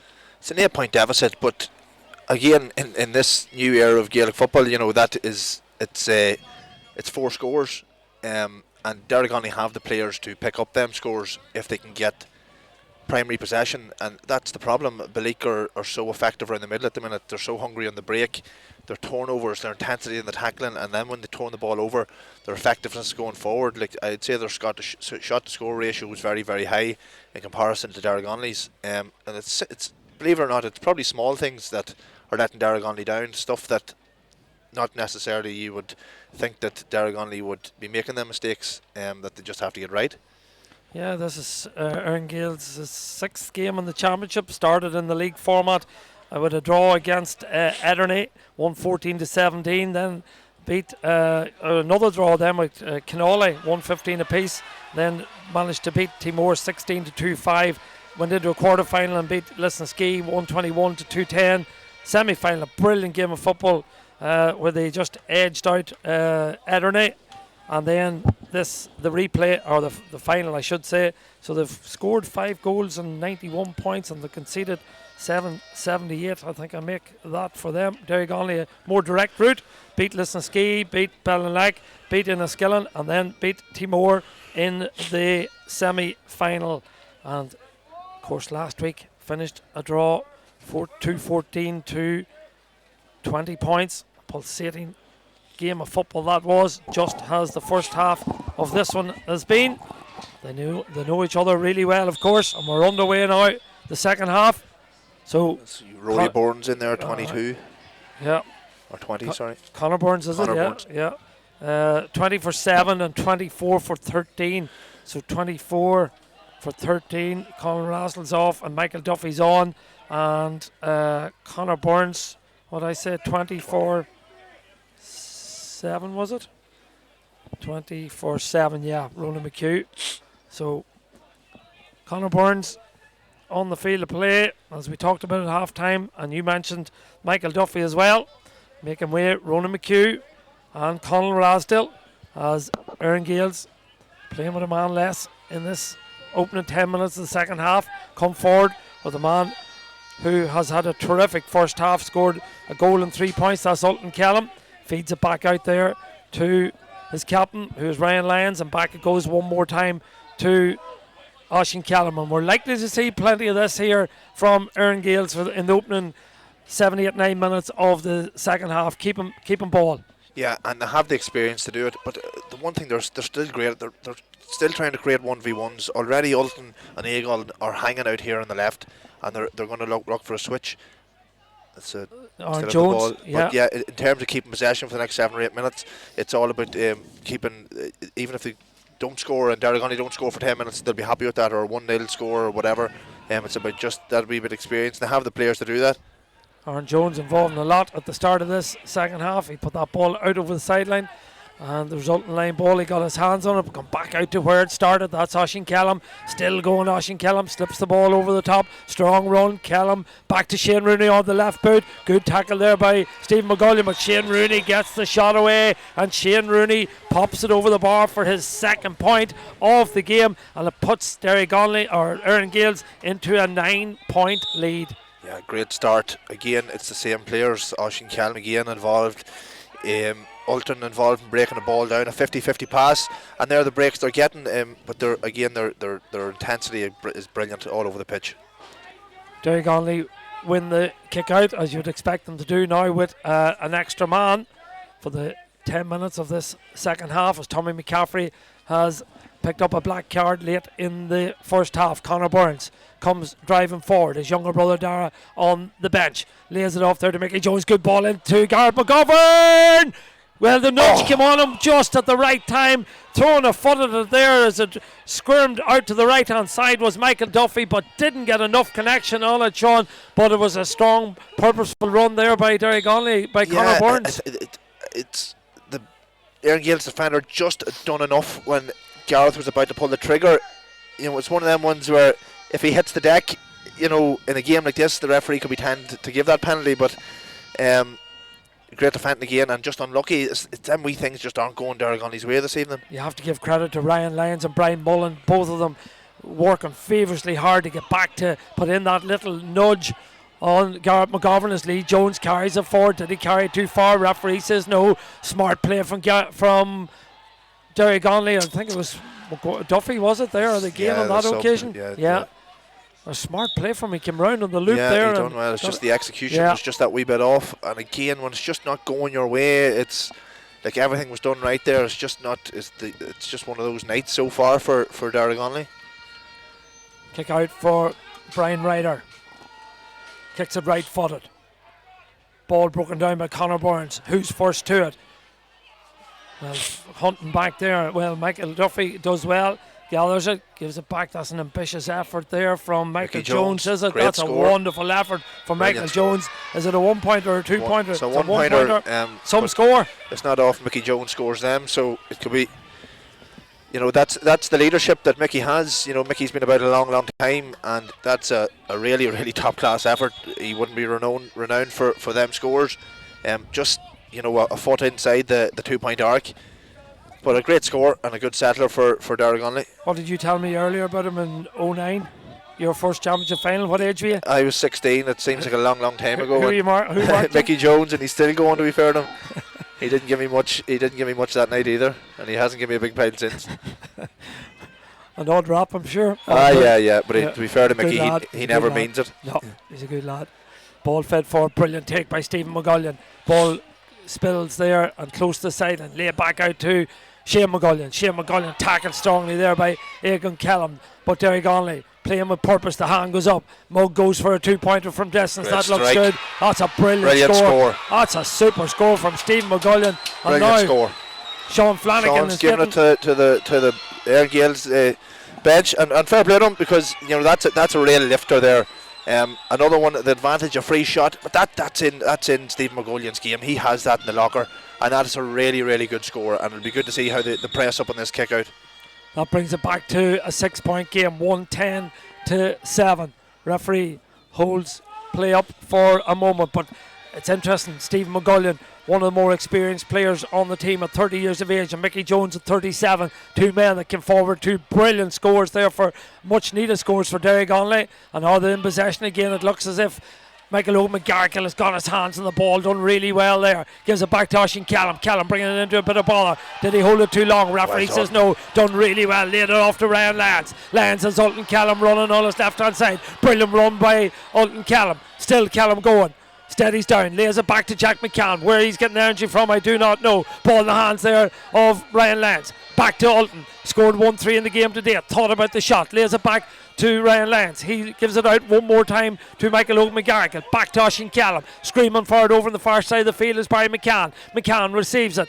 creeps inside the 45-metre line. Still going McCann. He is an accurate shooter. Will he get a shot away? Did he carry too long? Referee says no. Play can continue. Brian McCann be forced back out there by Mickey Jones. Still Erne Gaels have possession. Back it goes to Brian Mullen. Experienced Mullen gives it over to Oisín Callum. Callum steadies down, middle of the field. Solos, gives it back to Brian Mullen. Mullen creeps inside the 45-metre line again. Lays it off to Brian McCann. Slower, more patient build up here from Belleek. Then, of course, they are down a man. We look at the watch. It says we played 7 minutes of the second half. We see as Tommy McCaffrey warming up below us. No sign of him as yet. Egan Callum in possession. It's a cool evening. It's not cool out in the pitch. It's cool up in the gantry. There's a brilliant championship final here on Mullen Brothers from Fermanagh GATV. Erne Gaels, the holders, lead 110 to 7 points. They're in possession, but they're up against a team that never knows when they're dead. That's Derrygonnelly Harps. Ball in the hands of Ultan Callum. Back it goes to Brian McCann. McCann, ball's been spilled. Turnover, Sean Quigley says, but fought back again by Ryan Lyons. Brilliant tackling. This is super stuff. Oh, that's a heavy challenge from Gareth McGovern there on Michael O'McGarrigle, and Gareth McGovern could well be the first man in the referee's notebook with a yellow card. No. To be fair, Michael was probably going down on the ball. Fair point. We'll get another look at it maybe. Oh, we just missed it there. It was just one of here. It's all action, and he probably had the right to go for it.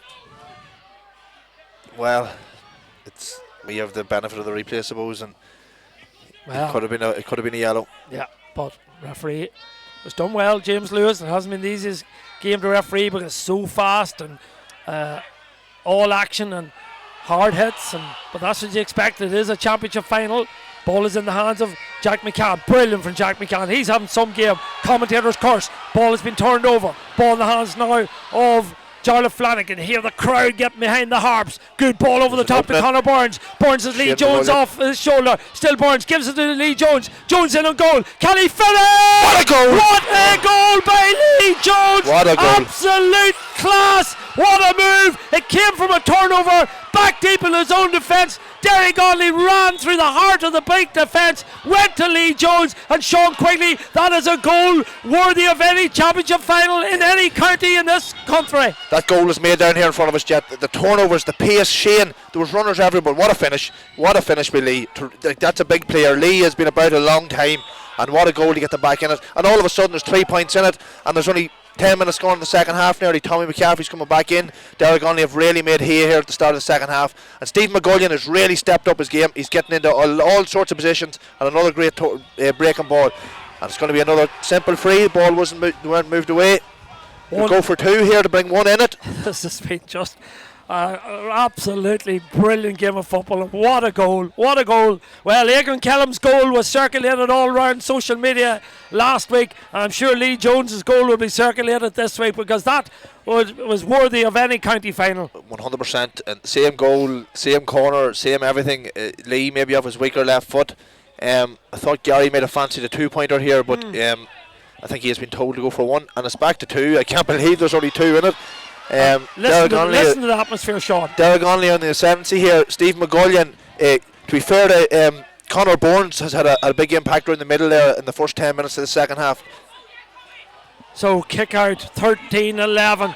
We still thankfully have another 20 minutes of this game to play. Tommy McCaffrey's back on the field to play. So Erne Gaels are back to 15 players. Ultan Callum does well again, gets Belleek's hands on the ball. So too does Ryan Lyons. Now the referee's whistle is gone. There's a substitution down below us. Oh, that's Tommy coming back on now. I don't know why he's going to throw this ball up. It was a strange one. Maybe it was to get Tommy back in. So also coming on is number 23. That is Aidan Duffy, older brother of Michael Duffy, 19-year-old and a 17-year-old, and he's coming on. I think, was it Ryan McGovern? I think I've seen that's coming off. So we'll have that sub in a moment. Sean, what's happening out there? It's hectic stuff. Belleek have an injury here at the minute. I think Erne Gaels are just basically at the minute they're trying to take the sting out of the game. It has really went for here. Derrygonnelly's gone after this big time in the second half. There's such a bite to them, you know. At the minute there's a bit of argy-bargy in the middle of the field. Ollie McShea, the linesman, around taking a quick look, but I'm sure if anyone gets sent off, they'll get it turned over during the week. Well, No, brilliant start to the second half. Derrygonnelly, to be fair to them, are really pumped up, and you can see the impact Sean Flanagan's having on them on the sideline here. He's all go. I did say a few moments ago, I think it was, that Erne Gaels were in a comfort zone, but you can never write off Derrygonnelly. And within those couple of minutes, well, if they hit the 2-pointer was incredible from Stephen McGullion. So they hit 1, 2, 3, 1-3 in the space of to a point there at the minutes. start of the second half. In 5 minutes. Again, they're big players like Stephen McGullion. That point he hit, brilliant score, and you'd love to see that more from the likes of Stephen, because he has that in him. And I don't think he would have took that shot on. Simply, he had the advantage rule. It was a free shot. But something like that lifts the whole team, and you can see even the turnover that they had down here leading up to the goal. They were hunting in packs. They were mad for possession, and they're backing each other up. But again, Derrygonnelly, you can't write them off. So Ryan Lyons is picking up or receiving quite a bit of attention.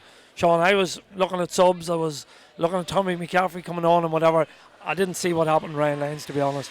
Ryan got a bit of a bang, but I would say Ryan, knowing Ryan is using all his experience there, he's trying to take the sting out of the game. I would hope that he's okay. I'm sure he's okay.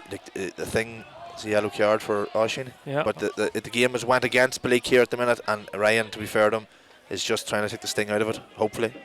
1-10 to 1-8. We have played 13 minutes of the second half in this Monarch Senior Football Championship final. It could be renamed the Monarch final, because it has been all that. It's been incredible game of football, played at frantic pace by both teams in a really enjoyable game. Ball fed into Shane Rooney. Rooney gathers possession. He has 2 points to his name in this game. Good running off the shoulder by Barry McCann. McCann is the man over the top. Vital hand in there. Ball eventually goes into to Mullen. Back to Rooney. Rooney shot goes in. It's gone to the right hand side and gone wide. Mickey Jones again with a vital hand in there. Took the words out of my mouth. We're talking about everyone else, but Mickey Jones, I'd say, is the oldest man on that pitch by a good number of years. And he is, that point he scored, he's getting hands in everywhere, but you expect nothing less from Mickey. Well, a man coming on, I think, who's the same age as him down below is Seamus Ryder. He's ready and primed for action. Brilliant take by Ryan Lyons. Super take by the captain. Striding forward for Erne Gaels. Lays it off there now to Barry McCann. McCann back to Ulton. Callum, that is. 2 Ultons, 1 O'Reilly, 1 Callum. Callum's the man in possession. Strong run again. Has he been pulled to the ground? Referee says yes, indeed he has. Was it inside? Was it outside? Just inside, according to the Derrygonnelly defender. Now will it be brought back outside? It just will. Outside, yeah. I thought it was. Yeah. Ulton again, pure pace, power. Jarlath Flanagan will be disappointed with that, because he had numbers. But that's the threat that Ulton has. If he gets in behind you, it's night, like it's back of the net. Big kick for Barry here, because Belleek have been under the cosh. Yeah, Barry McCann coming forward. He's kicked 1.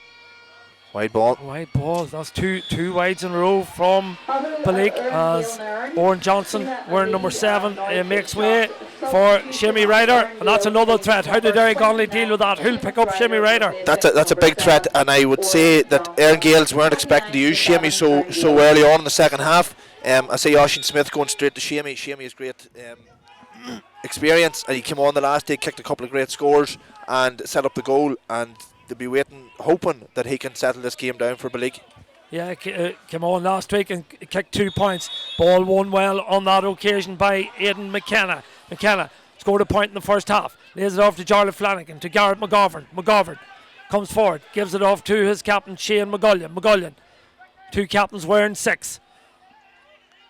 McGullion, his brother, makes a good run for him. Doesn't use him. Coming the whole way across field. Does Shane fancy this one? Steadies down, gets the shot away, but it's gone to the right hand side and gone wide. Both sides, or both teams, a little bit wasteful in the last couple of minutes. Yeah, and I think Shane, to be fair to him, had worked so hard to get into that position. He needed another runner. He needed Gary McKenna, someone coming on the loop, someone fresh to get that shot off. He'd worked very hard to get into that position. Ball out in the middle of the field, held up in the breeze, whatever breeze is in favour of Derrygonnelly this half, and you can see that ball was held up slightly, on that occasion and favoured Erne Gaels because they were able to retain possession. And now Tommy McCaffrey, fresh after a 10-minute rest in the sin bin, comes forward. Faced up here by Garrett McGovern. Still McCaffrey. Has Ulton Callum coming in off the sideline. Ulton comes back out the field to make himself a little bit of room.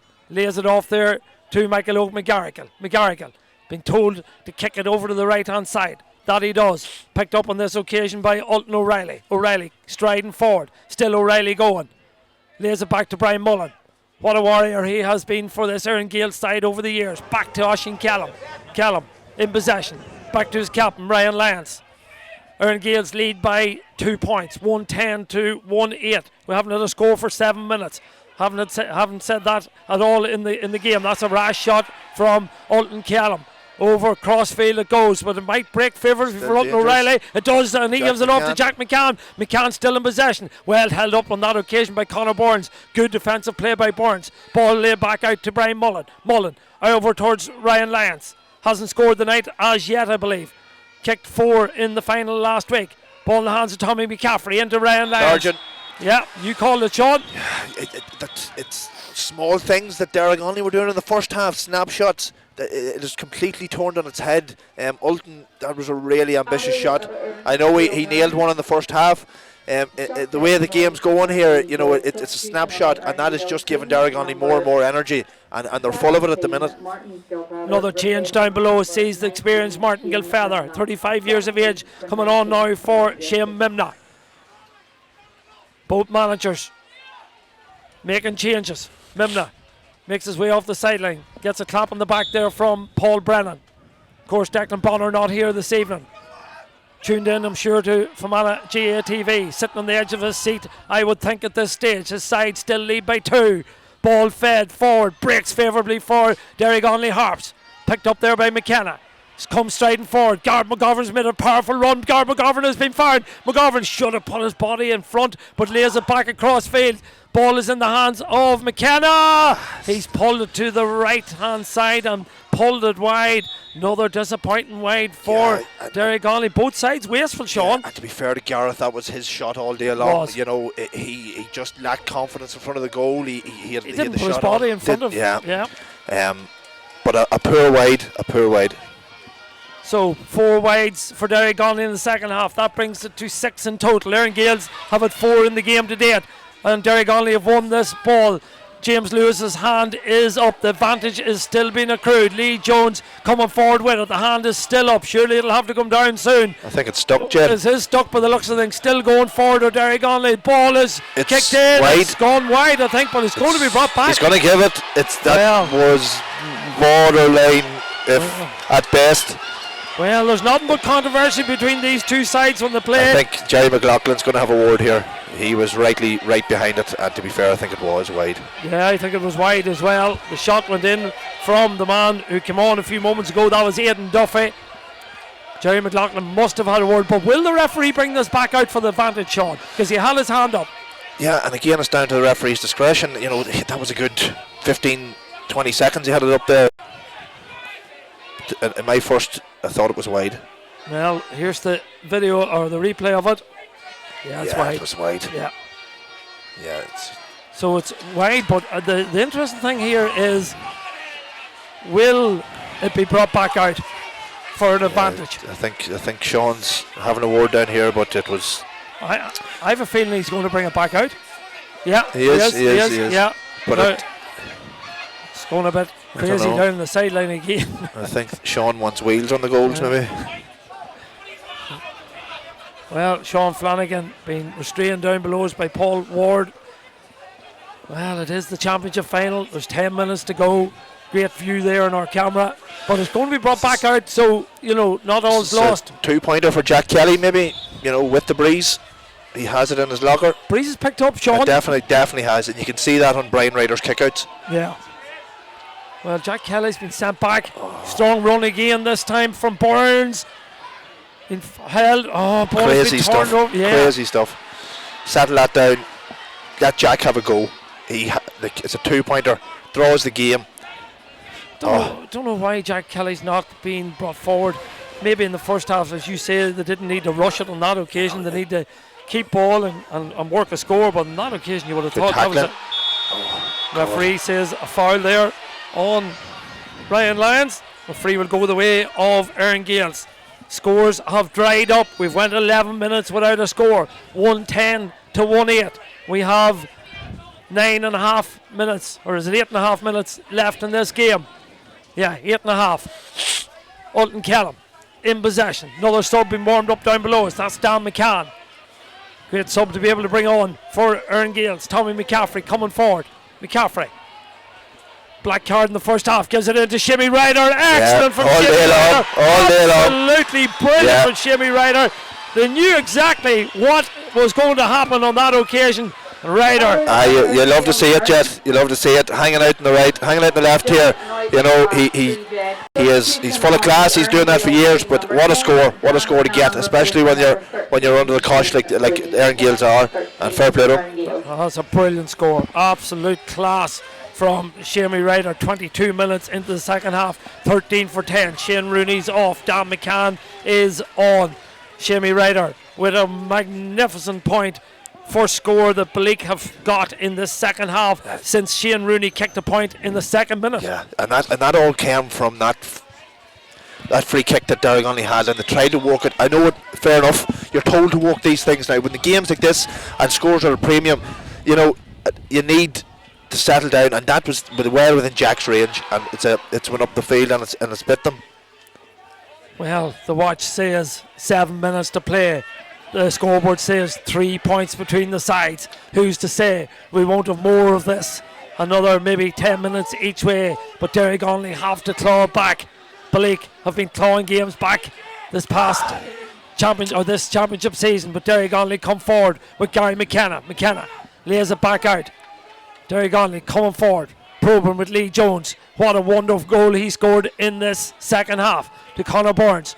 Back it comes. He's made some difference since he came on as Conor Burns. Ball goes back to Stephen McGullion. McGullion floats it in, but Brian Ryder gathers that one. Does well. It's a killer, dropping the ball short. You know, it's at this stage of the game, it's forcing it again. You know, Gary came on the loop there a few times. Give it to your shooter.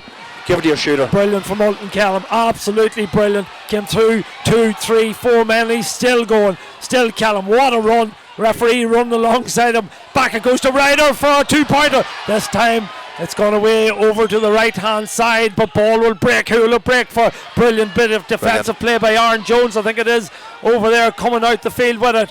Excellent play. Gets Derrygonnelly going. This has been some final. 1-11 to 1-8. Scores might have dried up in the second half, but the intensity hasn't. Stephen McGullion coming forward with it. McGullion, just didn't pick it up. And Brian Mullen back there has done really, really well. Has won ball but given it away. Referee's letting it go. Certainly is. This is some stuff. It has to be said. Shane McGullion and Tommy McCaffrey. A little bit of afters. That's still going on. And, well, we'll watch Lee Jones in possession to Garrett McGovern. 2-pointer for Gary. No. Back it goes to McKenna. McKenna in possession. Still McKenna. He crept inside the arc. It's short again, or it's gone to the left and gone wide. And the shooting boots are not with Derrygonnelly at this particular time. To be fair, the effort that the players have put in here, there's men out on their feet. 2 games like this in 2 weeks. Derrygonnelly snatched 2 shots there. They were, hopefully, are they going to rue it? I don't know. Well, if they look back in the video, they'll see a lot of missed chances in the second half. They'll also talk about that chance that maybe they should have brought Jack Kelly forward to take. But Belleek won't complain as Derrygonnelly bring on another substitution. That's Stephen Gilroy, the experienced Stephen Gilroy on the field of play. He comes on in place Shimmy of Ryder. Great take McKenna. in the middle of the pitch. Super take by Shimmy Ryder. Come at the hour, come at the man for Erne Gaels. Shimmy Ryder to Egon Kellam. Kellam. Back it goes to Brian Mullen. Loads of experience in this Belleek side. They're going for back-to-back victories, never done in their history before. 79 and 81, and of course 2024. Is it going to be 2025 as well? Well, if this man has anything to do with it, Oisín Kellam, it will be. Ball in the hands of Tommy McCaffrey. McCaffrey lays it off. Ball picked up by Belleek in possession, back into the centre, in the hands of Michael O'McGarrigle. McGarrigle coming forward. Ball is in the hands of Ryan Lyons. Side lead by 3 points.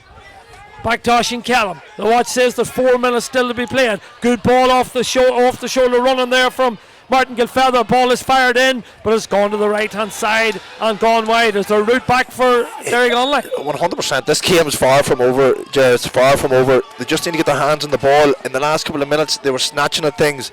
Out with Jarlath. Jarlath Flanagan breaks it down. Connor Burns battles for it, but Jack McCann, he's been brilliant.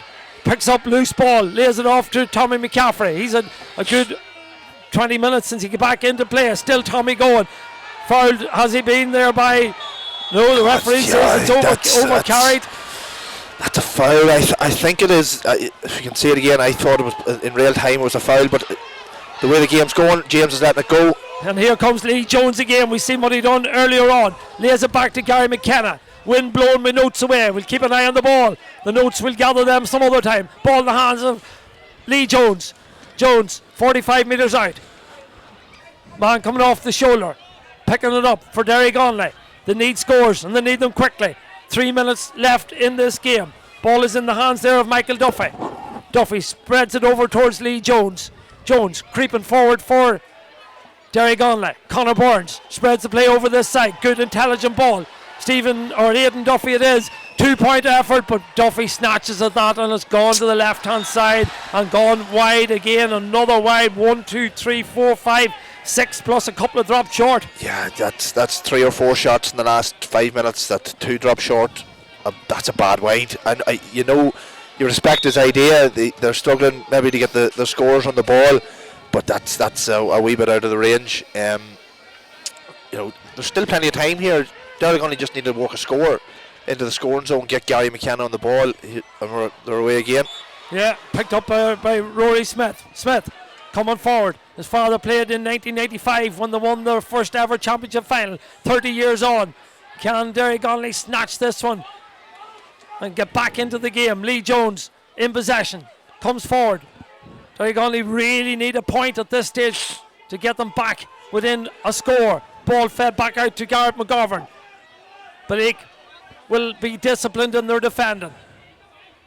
Jack McCann tagging Shane McGullion anywhere he goes. This really is man-to-man at this stage. Ball is in the hands there of the young Derrygonnelly sub that came on a few moments ago. That's Michael Duffy, just 17 years of age, but it's all too tight and they brought it into the danger area. And if you bring it in... he's given a free in. He's given a free in. Well, Ryan Lyons has been... Well, I'd like to see that one again. Sean. That's push, was it? Yeah, somebody says it was a push. And if it was a push, it was a push. Yeah. Shamey Ryder, to be fair to him again, back in doing. No way. Well, not a chance. He didn't even know it now. Not for me, anyway. Not for you. No. Well, put it like this. In my opinion, if that happened 15 minutes ago and the game's not in the melting pot, and I don't think it's a free. Is this a strange one? Oh, well, he's injured, is he? He's injured. Stephen was struggling there, to be fair, in the last 5 minutes. Well, it's a big loss because he has been absolutely brilliant. I know he's struggling. If he was fit to stand or walk at all, I'd put him in on the edge of the square in front of the keeper. Yeah. Ball is kicked in. Has it gone wide? It's gone over the bar. 1 point game. I presume that was Gary McKenna. Gary McKenna, yeah. Yeah. It was a nervous enough kick, to be fair to him, but it went over the bar. That's all that matters. So a 1-score game, but it's 2 points. I didn't see any extra time yet. Not as yet. It hasn't gone up. It's gone up here now. Yeah. I'd say there'll be 4 minutes. 6 minutes. 6 minutes. 6 minutes. Loads of time. Declan Bonner's heart won't be good. I wouldn't like to see his phone bill, Jed. I can afford it. Ball out in the middle of the field. 1 score between the sides, but that's a 2-point score for Derrygonnelly to get them level. Breach. Breach. Well, breach. Well, they got back very quickly. Lee Jones got back. There was a breach, Sean, but only for maybe 2 seconds? Yeah, it's the referee's discretion, isn't it? Is that what they say? That one probably did affect play, I would say. So Aaron Gaels can feel a bit hard done by on that one, but look, we'll follow the play. Ball is in the hands of Conor Burns. Burns lays it back. This is a 2-pointer. Ball is floated in, but it's gone to the left-hand side and gone wide. Another wide for Derrygonnelly. Again, snatching at it. They're forcing the 2-pointers here, Yeah. Ger, and if there's 6 minutes left, there's no need. There's 5 left. There's no need to be snatching at that. That was Stephen Gilroy who had that effort. That's the 9th wide in this game for Derrygonnelly. And Stephen Gilroy, one of the more experienced players. Mind you, he's just on the field of play. Blood stop here for Ryan, maybe, is it? Not sure what the stop is here, but referee.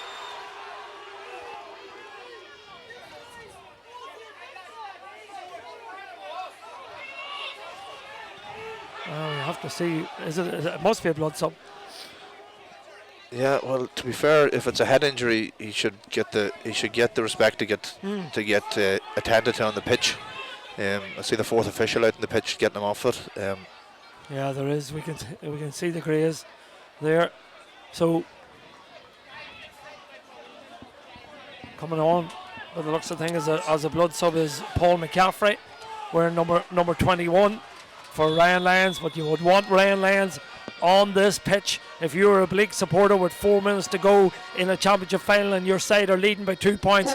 So he will be stitched up as quickly as possible. We'll watch who wins the ball. It's that man, Brian Mullen. Brilliant from Brian Mullins. Looked as if he was fouled. He has been fouled. That's a crucial ball. Yeah, and to be fair to Brian, he has probably drifted out of the game in the last 10 minutes there, but a brilliant break to get. Yeah, he looks like a man that's in a bit of bother. The legs have gone from him. He has covered a lot of ground. He's done a lot of unseen work. I think he's picked up a head injury here, Sean, to be honest. I don't think I think he doesn't know where he is. He's out. Oh, he knows where his head is anyway, Ger, so I think he's going to be okay. He's pointing at it.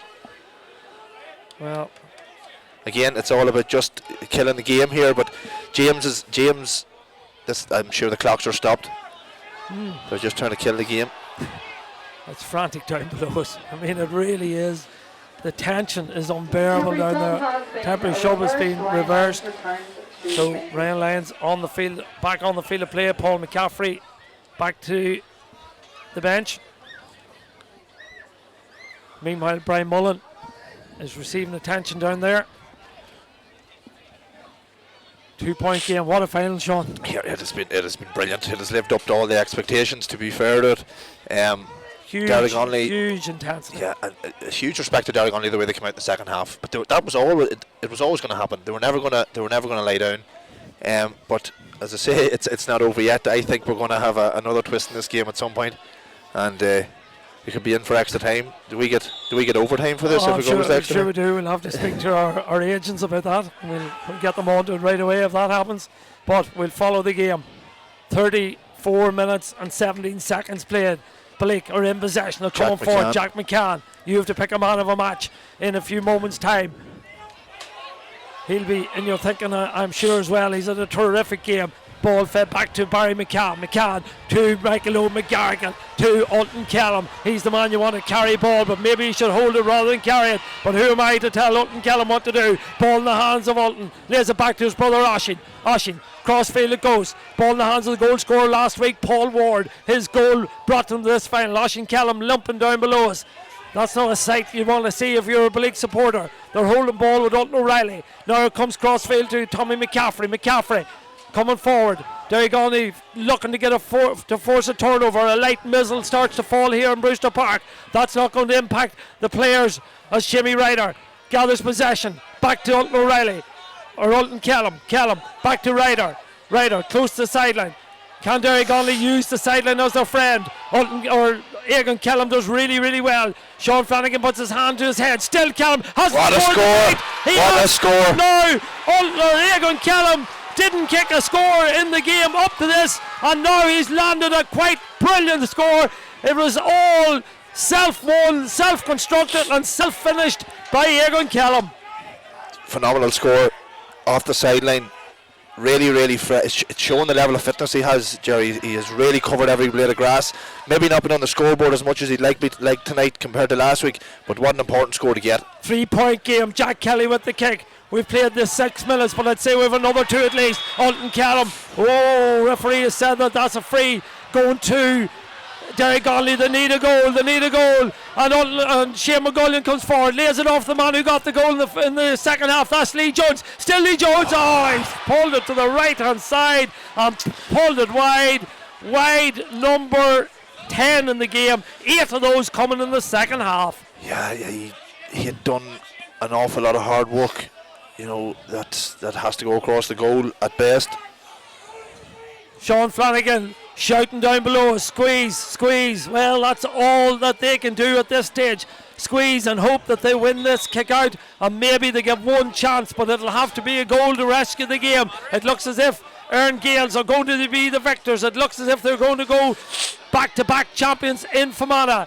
24 and 25. Or is there a twist? Brilliant take in the middle of the field by Rory Smith.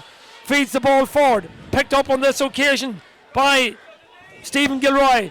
Ball fed inside to Conor Burns. Derrygonnelly need a goal. Have they got one in their locker? Ball fed inside. Jarlath Flanagan, son of the manager, lays it off to Lee Jones. Lee has to go forward, off the upright and back into play, and that probably is that. And Egan Kellam is the man that you would want to carry the ball forward if you were a Belleek supporter. He has pace, he has power, he has desire. He is going up the field. Still Kellam going forward. Right, can he finish? Callum comes comes on the loop. Looks as if he's been fouled. Referee says the game is over. It's back-to-back championship victories for Erne Gaels Belleek. 79, 81, 24 and 25. Incredible scenes down below us. Look at the joy, look at the delight, look at the passion. This is just incredible down below us. This means so much to Erne Gaels Belleek. This is their glory time. This is their glory era. They have done back-to-back victories. Hughie Smith, Paul Brennan, and the man who's in the States, that is Declan Bonner. Congratulations to you all. Congratulations to Belleek. Commiserations to Derrygonnelly. They have played their part in a quite sensational two-game saga between these two brilliant sides. But at the end of the day, it's the men from the banks of the Erne down in Belleek that are going to bring the New York Cup back to Belleek this evening and celebrate over the winter. They've done back-to-back, and you can't take it away from them. They deserved it on this evening's performance. 100%, Jed, 100%. Their performance was exceptional. The last 10 minutes, they really got going again. That point from Aegon, but on the scale of the game, I think they were the better team. And the pure intensity and hard work that they brought to the game was a joy to watch. Sean, quickly, I know I'm putting you on the spot, but I'm going to have to ask you for a man of the match. Do you want to have a second to go through them, or have you your mind made up? I think I've my mind made up. There's a few. They're all on the Belleek side. Oisin Callum in the first half was phenomenal. He tired in the second half, but really good. Jack McCann, exceptional all over the pitch. But as a former full forward myself, Ultan Callum scored 1-3 in the first half. He didn't get on the scoreboard in the second half, I don't think, but his ball carrying, his skills in the second half got Belleek out of some serious bother. So on that I'm going to give it to Ultan Callum. Yeah, couldn't disagree with that. He was quite superb. Hit a goal and 3 in the first half, but carried the ball at times when Belleek really needed that leadership and that carrying power. And he delivered. I will say an honourable mention to Shamey Ryder when he came in there. He had a huge bearing in that game. He kicked a point, he got a great kick out, and the fact that he's still willing to put his shoulder to the wheel for Belleek is a testament to him and a testament to the club. So fair play to them. And Derrygonnelly, they played their part, as I said there, in wrapping up in a quite pulsating final. Look, they threw everything at it there in the second half. The subs, I thought, were really good. It helped them, give them energy, and they got themselves back to 2 points on a couple of occasions. Yeah, and the fact that they were so poor in the first half. But here, do you expect anything less from Derrygonnelly? They've been here before, and that will hurt them. But you'd expect them to see them back bigger and stronger next year. Well, that's the announcement of man of the match, and that's gone down really well, Sean. So that's a popular selection with the Belleek supporters. Look at Erne Gaels. You know the effort that they've put in this past couple of years.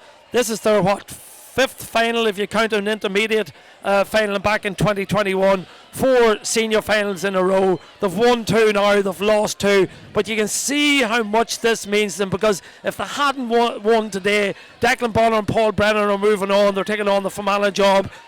And they might have felt as if one final wasn't enough for the quality of this team, but two so important. I will say one thing about them. When they dropped down to intermediate a few years ago, that can go either one of two ways, and they responded brilliantly to that. I've seen lots of teams go down and they could ponder down there for years. They bounced straight back, and that was a great lift to them. And when you look at the players, they have the three Callums would grace lots of teams. Ryan Lyons, Brian Mullins, Shamey Ryder at whatever ripe old age he is now. 37. But them boys keep coming back, and them boys were there when they weren't winning, and they were getting beaten semi-finals and beaten finals, and fair play to them, and they're totally justified winning that game today.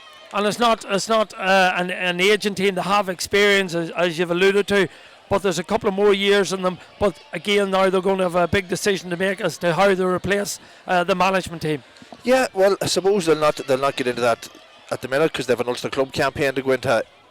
Declan, to be fair, has come in. He has come into a team that was nearly there. They were loitering around finals and being in league finals. And Shamey Ryder had done a lot of work with them. He has come in and given them that extra wee bounce. And Paul Brennan, to be fair to him, seems to be extremely well got there. And they have won them two finals. How they respond to that, but it's the core group of players they have. Generally, a manager comes in and maybe changes a few wee things. But if they have that core group there, and they will have for the next few years, I would see them as a very easy team to manage. Yeah, and retaining that hunger and that desire to press on. This is, I mentioned in my commentary at some point, this is their era, and they need to maximise out the amount of victories that they can. 100%. No one more than myself. I remember days down there winning senior championships, and you think it's never going to end, and it can be over very, very quickly, and it's a long road back. So I would just say enjoy it, but look forward to the next couple of years because they had a very long barn spell, and that comes around very quickly again. And you talk about maximise it. They'll not be thinking about the night, but I think is that in 2 weeks' time they'll make their way to Breffni Park for an Ulster Club game against Kings Court Stars. Last year, it has to be said, Sean, they were very poor in their Ulster Club first round game and were well beat. Now, I'm sure they've learned, and I'm sure they have the hunger, and they want to go forward and represent Fermanagh on that Ulster stage. Yeah, I would see that as people would see that Erne Gaels having a free shot at an Ulster game, typically because they're playing a Cavan team. Like Kings Court were very impressive in their winning of the championship, but Belleek and Erne Gaels have so many fires that Kings Court would have to put out, and they're not going to be familiar with them. And that experience of playing, last year, it definitely would have been a bonus playing an Ulster Championship. It definitely would have been. But if you win it twice, you want to get better and progress. And now they're there for the second year. They have to improve. Yeah, I mean, away to Cavan, a Cavan team is always going to be tough. But I think they probably will need to. I don't know what happened last year, but it was a disappointing performance. But the preparation will probably be better this year. Is that fair? Yeah, and the fact that I think it was Scotstown played last year. Scotstown's a top team. They're thinking about winning All Ireland clubs when they get out of Ulster. But Belleek will see Kings Court as a really good opportunity to get their foot up the ladder in the Ulster club. Some great scenes. Boys, that's a loud PA system, and that's one for sure. Derrygonnelly award on them, Sean. They've been. They have been the kingpins of Fermanagh football for the last 2015 onwards. And to be fair to Derrygonnelly, when you look down there, you're looking at Mickey Jones. There's a lot of I'm not saying a lot of unfamiliar faces, younger players. The players that have lost over the last couple of years, in terms of obviously Ryan Connell and Garvin Jones, Paul Ward. I see Declan Cassidy still floating about there. Older, more experienced players, and the fact that they keep coming back, and to be fair to them, they have been the most consistent team in Fermanagh this year, but Belleek just had that wee bit extra tonight, but I'm sure there's no doubt that they'll be back. 9th final in 11 years, and they were going for their 8th title in that run. Yeah, I know all about them, Jet. I was played against them and probably half of them. Yeah, I look at they are going through a period of transition. I suppose the loss of the three Joneses as well as significant. Hugely significant. Like they're three big players. They soldiered manfully for them for years, and like Ryan captained them to 4 or 5 championships. But like when you lose players like that, and it's a credit to the younger lads that have stepped up and they're back here. Like they took a really good Belleek team, and to be fair, they're going to be really aggrieved because last week they left it behind them, and you know they will go back to maybe a few decisions that didn't go their way last week, and they could have been down the road with the cup, but it's small margins, isn't it? And look at Sean, the first half, when they look back on it, they'll be really disappointed. They started the game brightly, but I'm not so sure there was a lot they could have done in that period. Belleek were just absolutely sensational, in my opinion. Your thoughts? Yeah, and it's extremely hard to But on behalf of whenever first of all, I'd like to it's going like that. thank both the park, all We'll pass over to hear from We'll have the county chairman, immaculate Brian condition Armitage. week after week. To all the stewards and gatemen who come out all over the championship, thank you. To your continued sponsorship by Monarch, again, thank you very much. Much appreciated.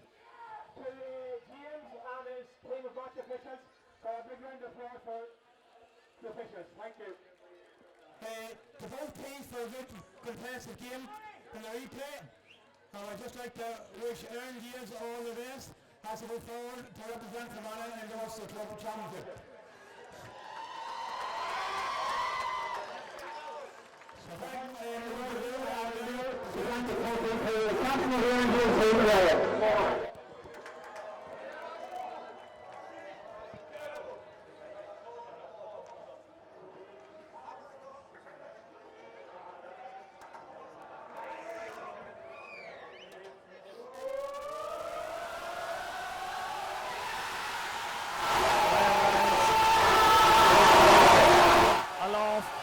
Some scenes.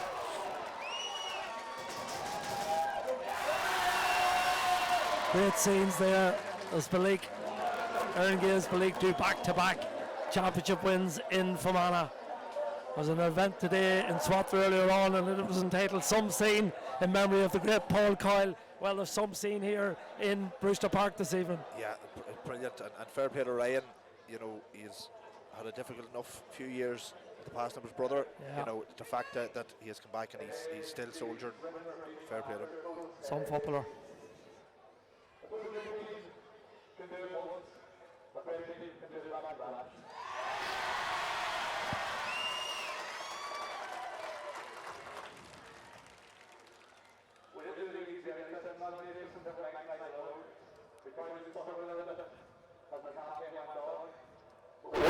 Even outside, and these good lads, the resilience, holy Lord Jesus who is quite the old advocate, then very the feelings, the son of the funny events, in your family, love the son that I'm not going to stand ever and ever again in this group.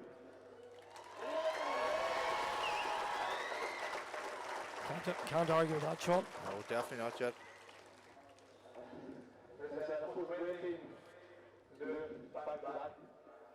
England there from 7 out of 10.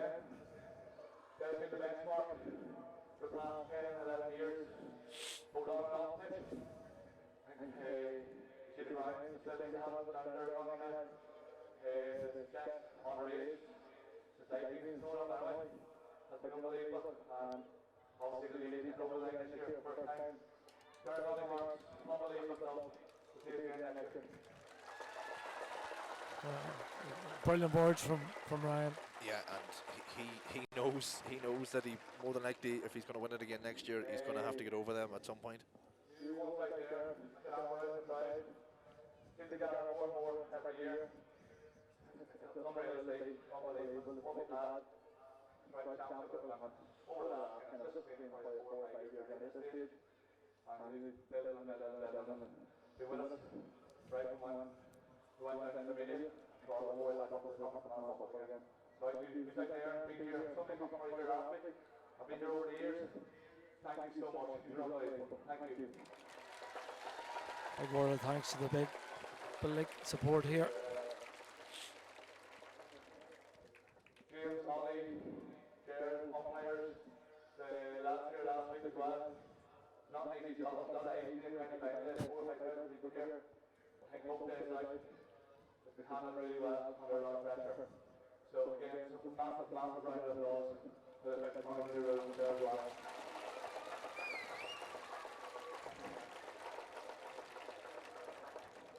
Gaels, first quarter, finishes. It's probably as good as it like this time of year in a long, long time.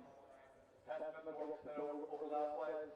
Hopefully that's the testament to step forward now in this time of year. So well done to Gaels and everyone else for a good start.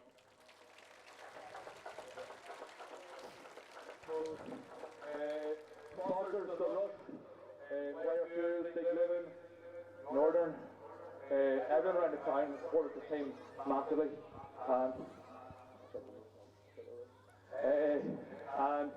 we wouldn't be able to put the things we have in place without that support. So again, it's not just the 15 men or the 30 men in this squad or the backroom team. It's everyone that's backing this team along the way. It's supporters, sponsors, whoever involved in the team in any way possible. Thank you very much.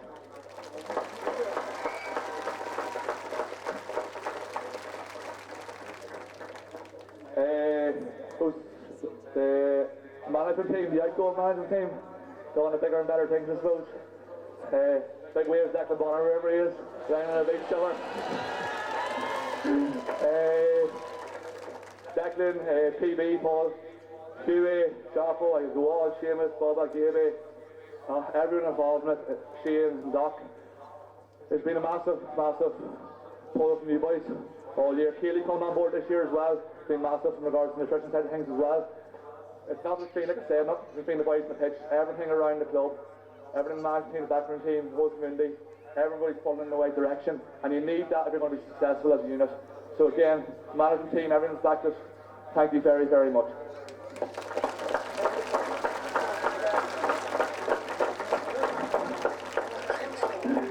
Jamie Ryder's whispering behind me. Here's Matty back to Liverpool in it again. Honestly, back to back, first ever time in the club. We'll see us in the week or the next 2 days over time.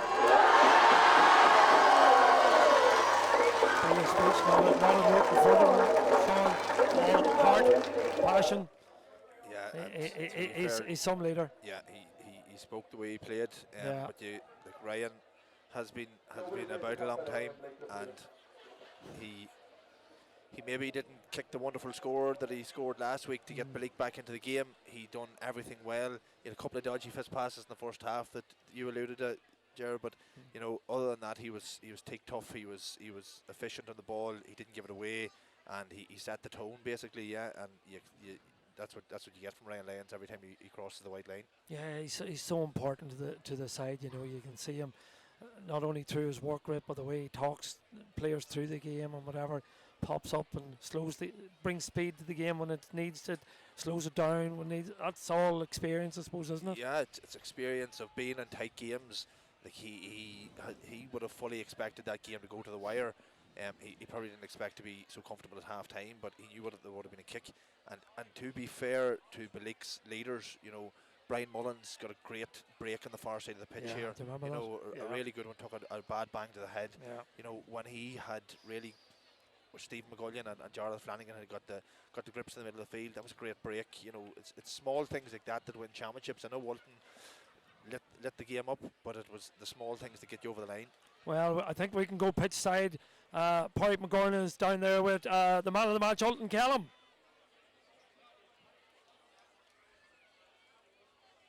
Yeah, Pádraig, you're on. Ryan Lyons down there as well, so I think we can go pitch side. Pádraig, if you're hearing me.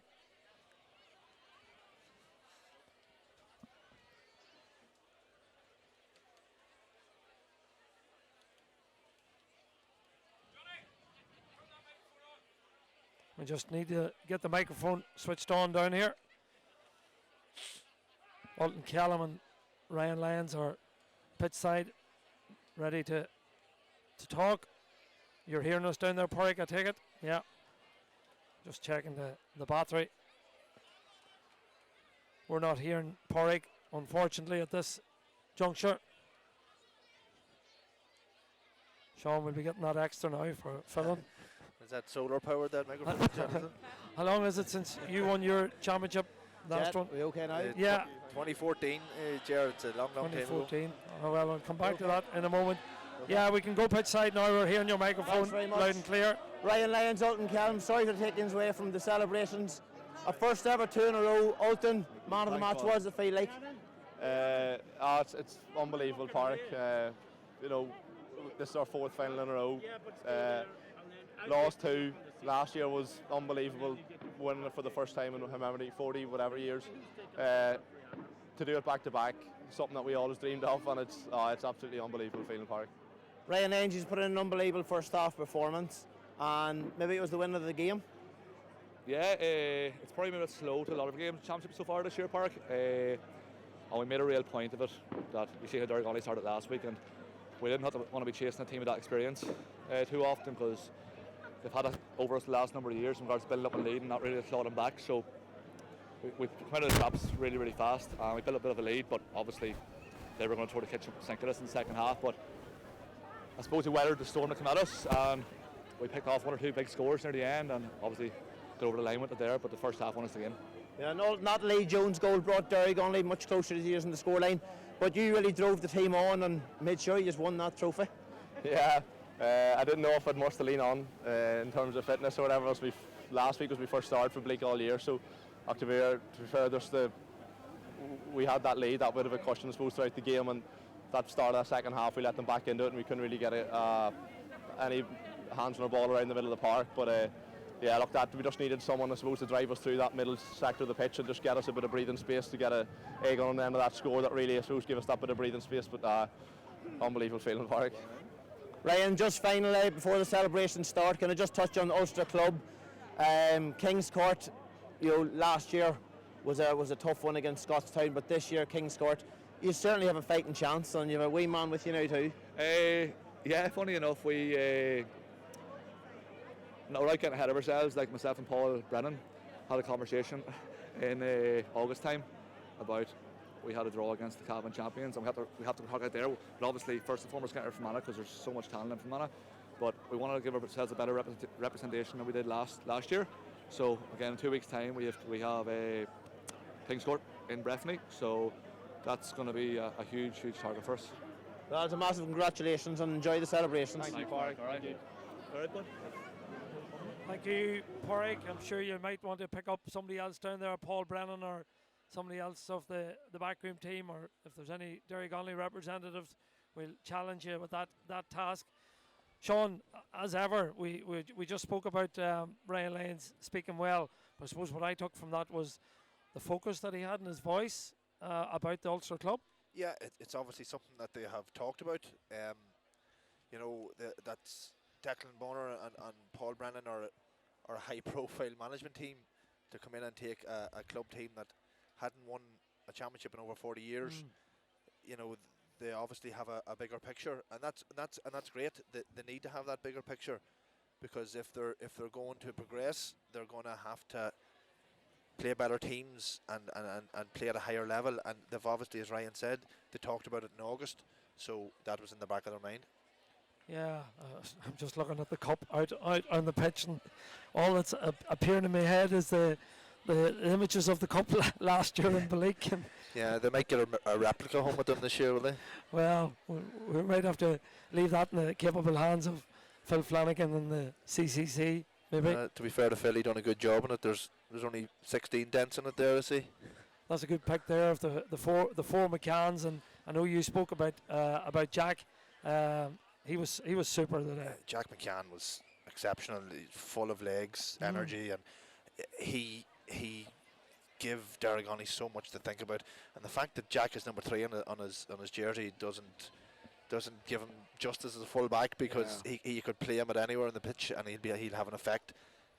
He's a footballer. And he really led that team. And Jack has been about a while, a long time too, and he's so reliable. Anytime Jack goes onto the pitch, he's an 8 out of 10 every day. Yeah, and he showed that today, and at vital times when they needed legs, he was the man that was getting them up the field. He was doing them hard runs, as you alluded to. Yeah, 100%. Unselfish runs, I suppose. We're talking about them players, but like Michael O'Mcgarrigle dogging it out in the middle of the field. Like he time after time after time, he made the bust and run through the middle, knowing that he didn't want the ball, probably praying not to get the ball, but he was opening that space up for Ulton for a 1v1, Ryan Lyons for a 1v1, Oisín Callan for a 1v1. He was doing such unseen work, and they had that all over the pitch, to be fair to them. The fitness levels of this side are, they're quite incredible. That patch in the first half in particular, but then even when they went down to 10 men in that second half, the resilience and the fitness was there to be seen for everyone. Yeah, and that's a testament to the backroom team that they have them in that sort of condition. They really went after it whenever they went a couple of points up. They really went after it. Ulton carried a great ball up the pitch here on our side. Ryan Lyons, Shamey Ryder again coming on with that a bit of experience to really settle them down. Yeah, but they were really, really, really phenomenal in the condition. Doesn't look like Porrick has found a management for us to. To be fair to Porrick, he's a diehard Derrygonnelly man. He mightn't want to talk to too many of them. It's a fair enough point. Well, Sean, if that's the case, I see Shamey Ryder coming over there. He might give you a quick word. Yeah, Shamey's going to maybe do a quick interview. We'll go pitch side there now. Porrick, you're hearing me, do you? Thanks very much. Yeah. Seamus Ryder, a massive congratulations, the first ever 2 in a row for the club, and I'm sure it feels great. It feels great. Porrick, do it once. We knew we were a good team, the 4th final in a row, but to beat that just because they're so good, it's not a disrespect thing, but just to beat that Derrygonnelly outfit in the final, it means so much. And it was such a battle. I know we were in the lead at half time, but you just knew them boys in the purple and gold weren't going to die, and they came back strong, and it's good just to come out the right side of another close game against them boys. For yourself, once again, you come on and you scored a valuable point, and well, really, that point really sealed the deal. No, Jesus, there was a long time left there. No, the lads at the back were absolutely outstanding tonight. Leaders all over the pitch. Oisín Callan, Ulton was fantastic tonight. So no, that was by far from done when that score went over. The boys dug in at the back, kept it out.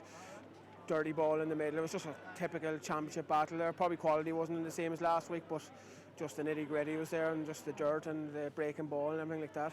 Yeah, and the performances of Ulton Callan and Jack McCann had a superb game. Yeah, look, in fairness to the boys, we made a couple of tweaks from last week. We let Jack loose, Tommy and Oisín loose a wee bit. We were kind of probably too worried about the Derrygonnelly main men last week, and we said this week, no, we were going to go for it, and I think the first half showed that. The boys had a masterclass there. Like, the first half we came out, and that's what we really wanted. Like, I thought the boys were superb. The first half is the best we played all year. Yeah, and we're joined here as well with Paul Brennan. Paul, it might be a good leaving present there in Gaels, but you have done it, and I'm sure it feels fantastic. Yeah, no, listen, it was, we were chasing the performance after last week. We knew we left so much behind us. Have to hand it to Derrygonnelly. They came out last week, threw everything at us. We were caught, a bit, and we knew that we didn't do ourselves justice. And that was the platform we used to set our tone tonight, in relation to how quick we moved the ball, our energy, and it was evident from the start there was only one team that was going to walk away here with the win tonight. So it was, even though I thought Derrygonnelly done well in the second half, that first quarter of the second half, they come back at us well, but we responded well, so we did. So this is fantastic over the line, and it must be handed to the group of lads that are involved in here, myself and Declan.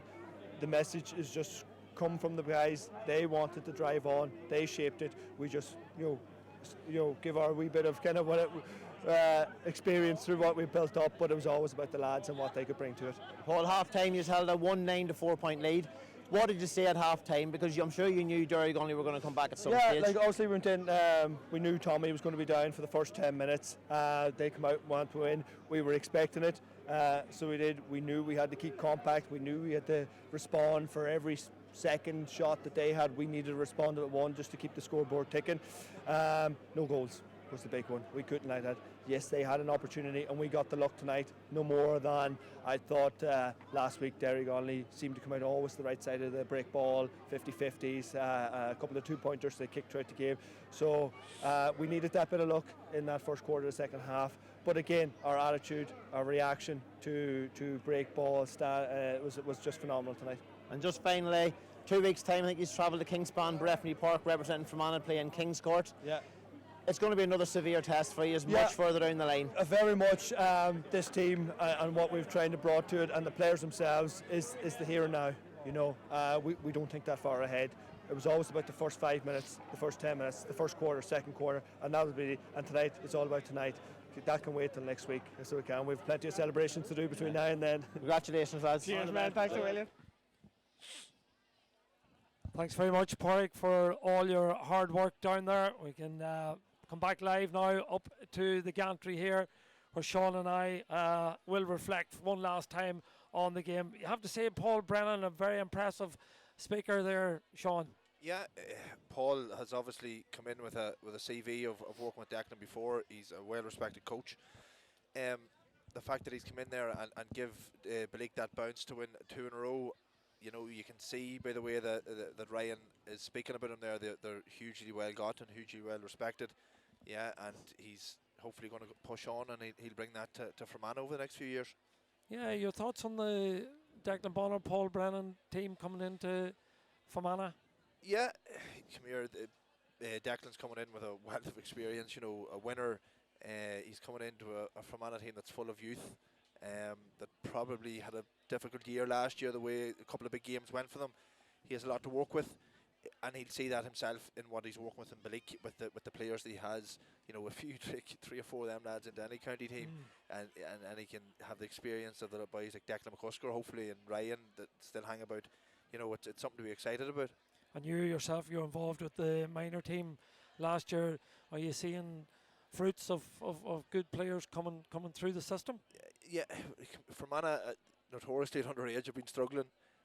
We are just, myself, Pat and Brino, we're just trying to put a platform in place for them that they can get better.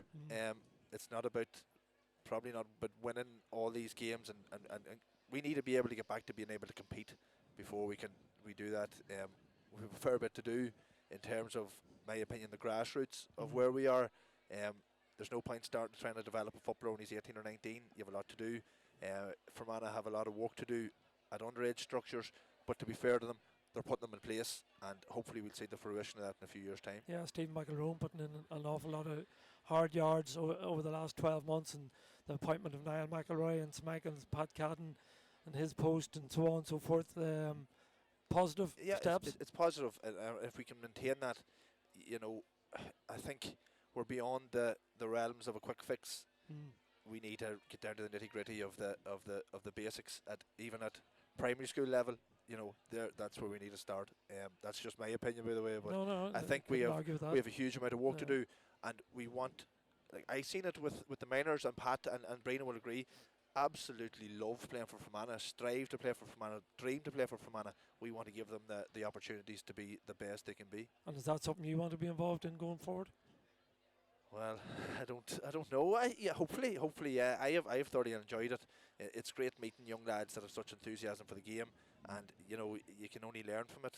You know, we had a couple of tough days out last year, but you're going to have them. But ultimately, we want to see 7 or 8 of them lads going on and playing senior football for Fermanagh and pushing on from there. Yeah, but in terms of the coaching side of it, it has been really enjoyable. And your last reflections on the championship to date, the senior championship in particular, Erne lit it up with some brilliant football throughout, but Derrygonnelly and Erne Gaels, the top 2 teams probably in the county the past 5 years at least, Derrygonnelly longer than that, ultimately reached the final. Yeah, I would, you gauge it on the league. Like, the Fermanagh league is competitive. You know, the senior league, the top 2 teams in the senior league played in the senior championship final. Now, Erne will be absolutely gutted because, to be fair to them, they had Belleek on the ropes big time. But you have to give it. Yeah, and again, credit to Derrygonnelly that they keep coming back with the transition of players they had. But I think ultimately we had the 2 best teams in the county final, and to be fair to them, give us 2 cracking games. And it just came to my mind they have to do it all again in a replayed league final. That's right. I forgot about that. That's long ago. But maybe we'll just go back to the old rules for that. You and I might get that gig as well. Sean, have you enjoyed it this evening? I thoroughly enjoyed it, Jet. Yeah, really good game. Great watch, and you know, it was a great way to spend a Saturday evening, especially. Yeah. I do like chatting to you the odd time too. Good lad. Well, we'll keep it an odd time. Maybe better that way. No, Sean, look, it's been a pleasure as ever, and your contribution very much appreciated. this evening.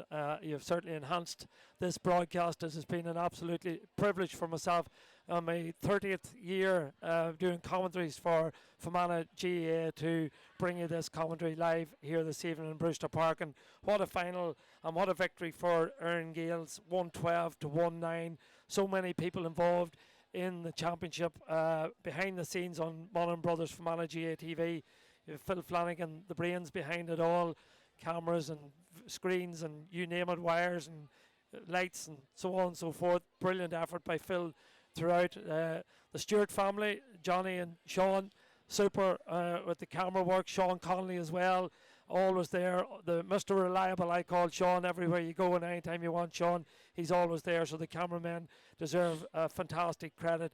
The other commentators throughout the year, Morris and Porrick, and whoever else was involved in commentating, and of course all the co-commentators that add to it, and the guys tonight, Niall and Daniel Kill, super on the sideline. It's been a real team effort here on Fermanagh GAA TV, and it's been a real privilege and a pleasure to bring you two cracking finals over the last 2 weekends here in Fermanagh. But ultimately, the celebrations are with the men from the banks of the Erne, the men from Erne Gaels Belleek.